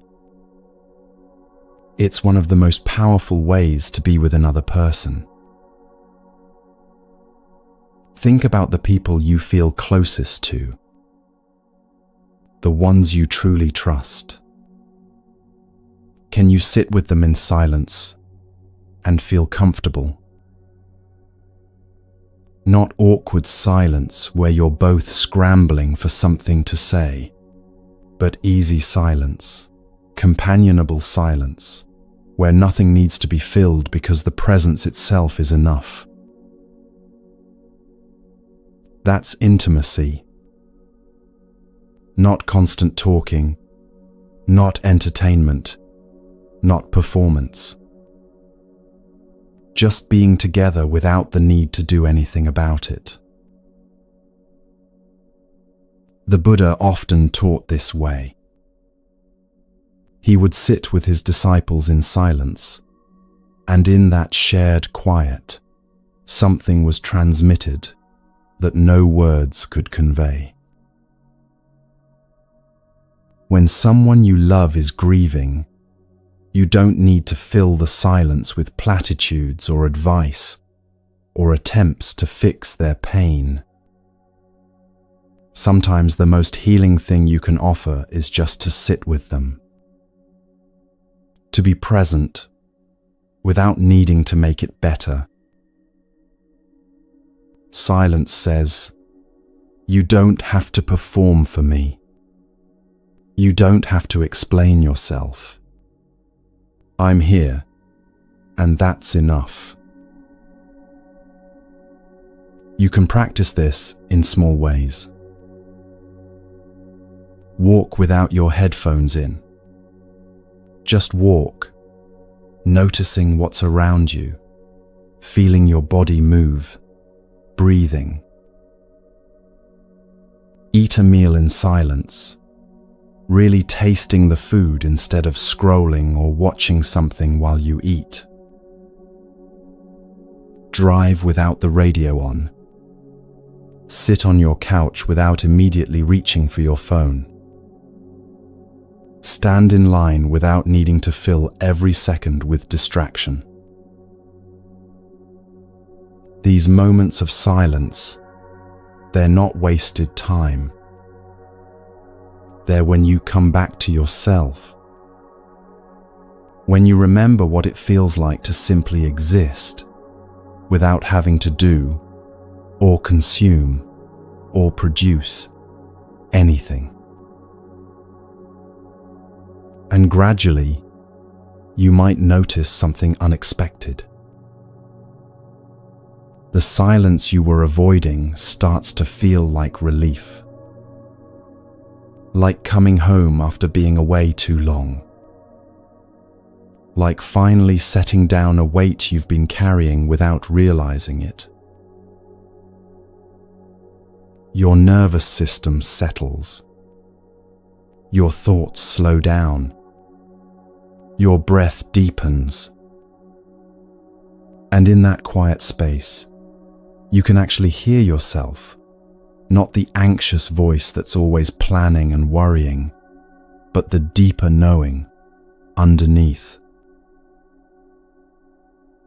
The Buddha sat in silence under the Bodhi tree for 49 days before his enlightenment.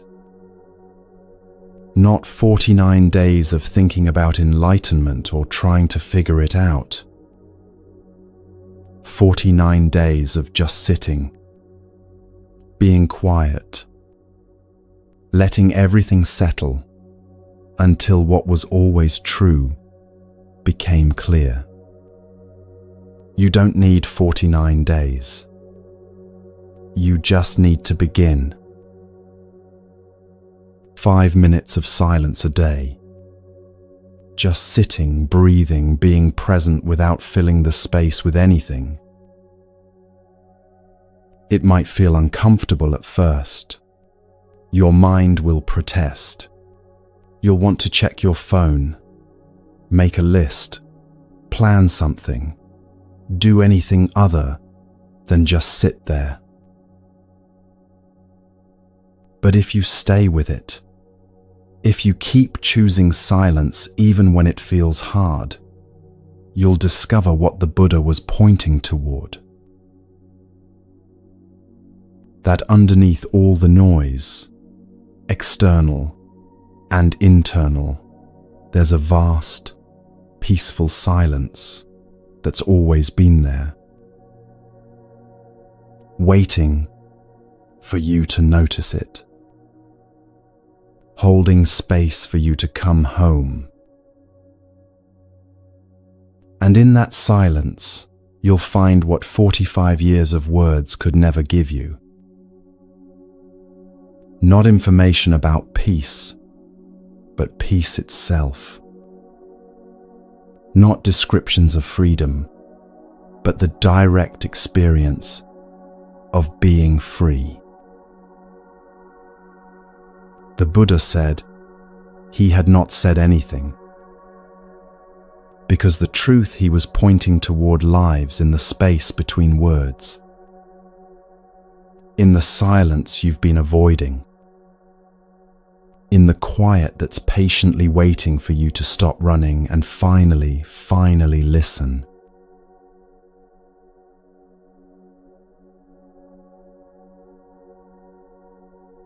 A monk came to Master Joshu with great eagerness.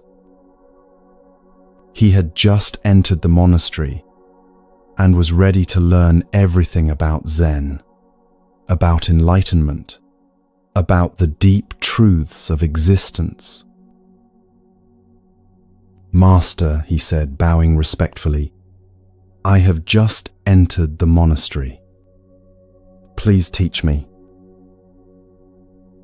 Joshu looked at him calmly and asked a simple question. "Have you eaten your rice porridge?" The monk was confused. Rice porridge? He had come for profound wisdom, for life-changing teachings, and the master was asking about breakfast? "Yes, master," he replied. "I have eaten." Joshu nodded. "Then go wash your bowl." That was it. No elaborate philosophy, no secret teachings, no complex instructions about meditation or enlightenment. Just wash your bowl. And in that moment, something opened in the monk's understanding. He was enlightened. Not because he learned something new, not because Joshu gave him a profound teaching, but because he finally understood what he'd been missing. Life isn't complicated. You eat, you wash your bowl, you do what's in front of you without making it into something more than it is. We spend so much time searching for the secret to happiness, the key to peace, the answer to our suffering. We collect teachings, read books, seek out wisdom, accumulate knowledge. But the Buddha's message was the opposite of accumulation. It was about letting go. Wash your bowl. Do what needs to be done. Stop complicating what's simple. A Buddhist monk traditionally carries only 3 things: robes to wear, mala beads to count breaths or mantras, and a bowl for alms, to receive food, to eat from, to serve, as the only possession needed for sustenance. 3 things. Not because monks are ascetics who hate comfort or joy, but because they've discovered something most of us haven't yet learned.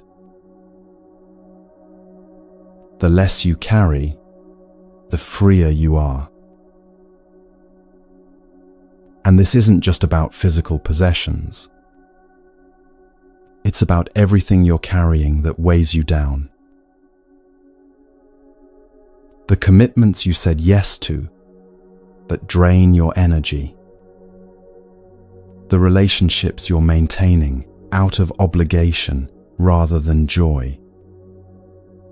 The mental clutter, the worries, the grudges, the stories about yourself that no longer serve you.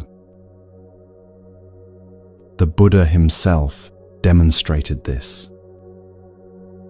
He was born a prince, raised in luxury, given everything anyone could want. And he walked away from all of it. Not because possessions are evil or wealth is wrong, but because he discovered that external richness can't touch internal poverty. That you can have everything and still be suffering. That peace doesn't come from acquiring more. It comes from needing less. When he left the palace, he didn't just leave behind objects. He left behind the identity of prince, the expectations of his family, the security of knowing his place in the world. He stripped everything away until he could see what remained. And what remained was enough.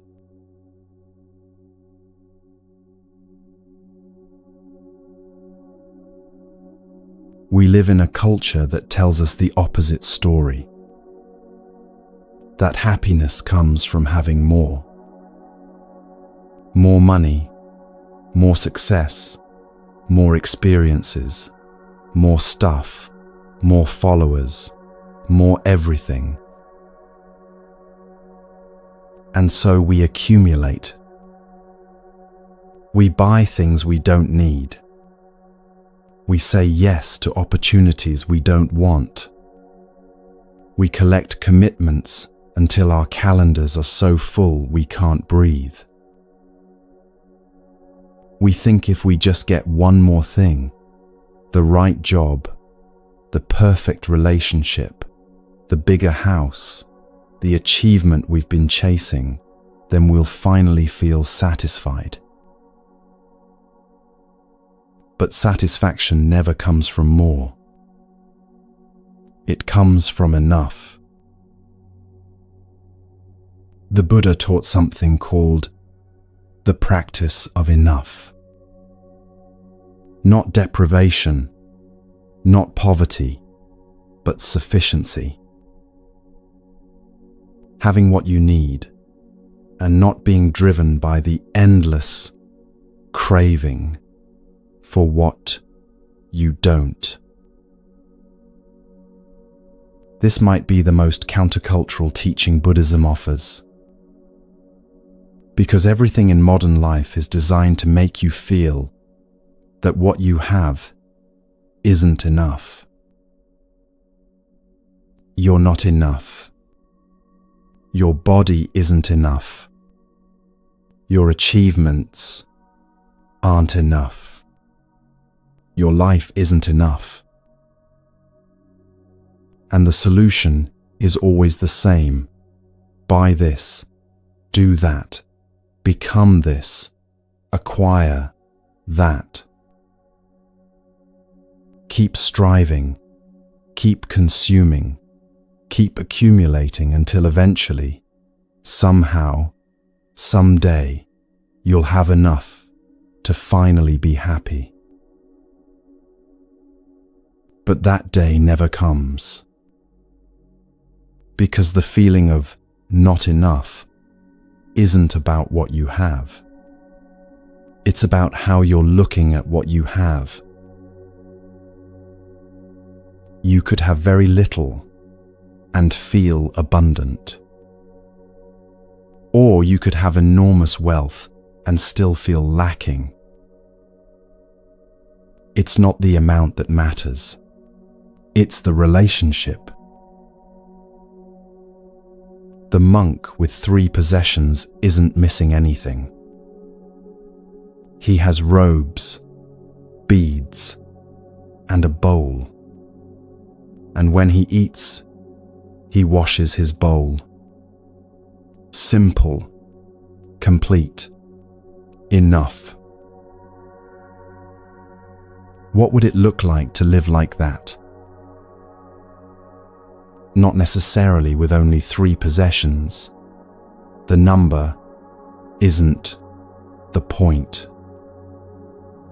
But with that same quality of sufficiency, of having what you need and not being driven by craving for more. You could start by looking at what you're carrying that you could release. Walk through your home and notice what you own that you never use, never look at, never think about until you have to move it to clean or find something else. All those things are taking up space, physical space in your home, but also mental space in your awareness. Every object you own is something you have to manage, maintain, think about, make decisions about. What would it feel like to let some of it go? Not in a frantic purge where you throw everything away and regret it later, but gradually, thoughtfully, releasing what no longer serves you. This isn't just about stuff. It's about commitments too. How many things are you doing out of obligation that don't bring you any joy or align with what you actually care about? Committees you're on, invitations you accept because you feel you should, relationships you're maintaining because you've always maintained them, even though they drain you. What if you started saying no? Not to be selfish or irresponsible, but to create space for what actually matters. To protect your energy for the people and pursuits that genuinely feed you. And it's about mental clutter too. The thoughts you carry around that serve no purpose except to make you suffer. Old resentments you replay. Judgments about yourself that aren't even true. Worries about things you can't control. Stories about how your life should be different from how it is. All of that is weight. Mental weight that exhausts you more than any physical burden. What would it feel like to put some of it down? The Buddha didn't teach minimalism as an aesthetic or a lifestyle trend. He taught it as liberation. Because the more you carry, physically, mentally, emotionally, the less free you are. Every possession owns you as much as you own it. Every commitment binds you. Every thought you cling to limits you. But when you release what you don't need, space opens up. Space for breath, for presence, for the things that truly matter.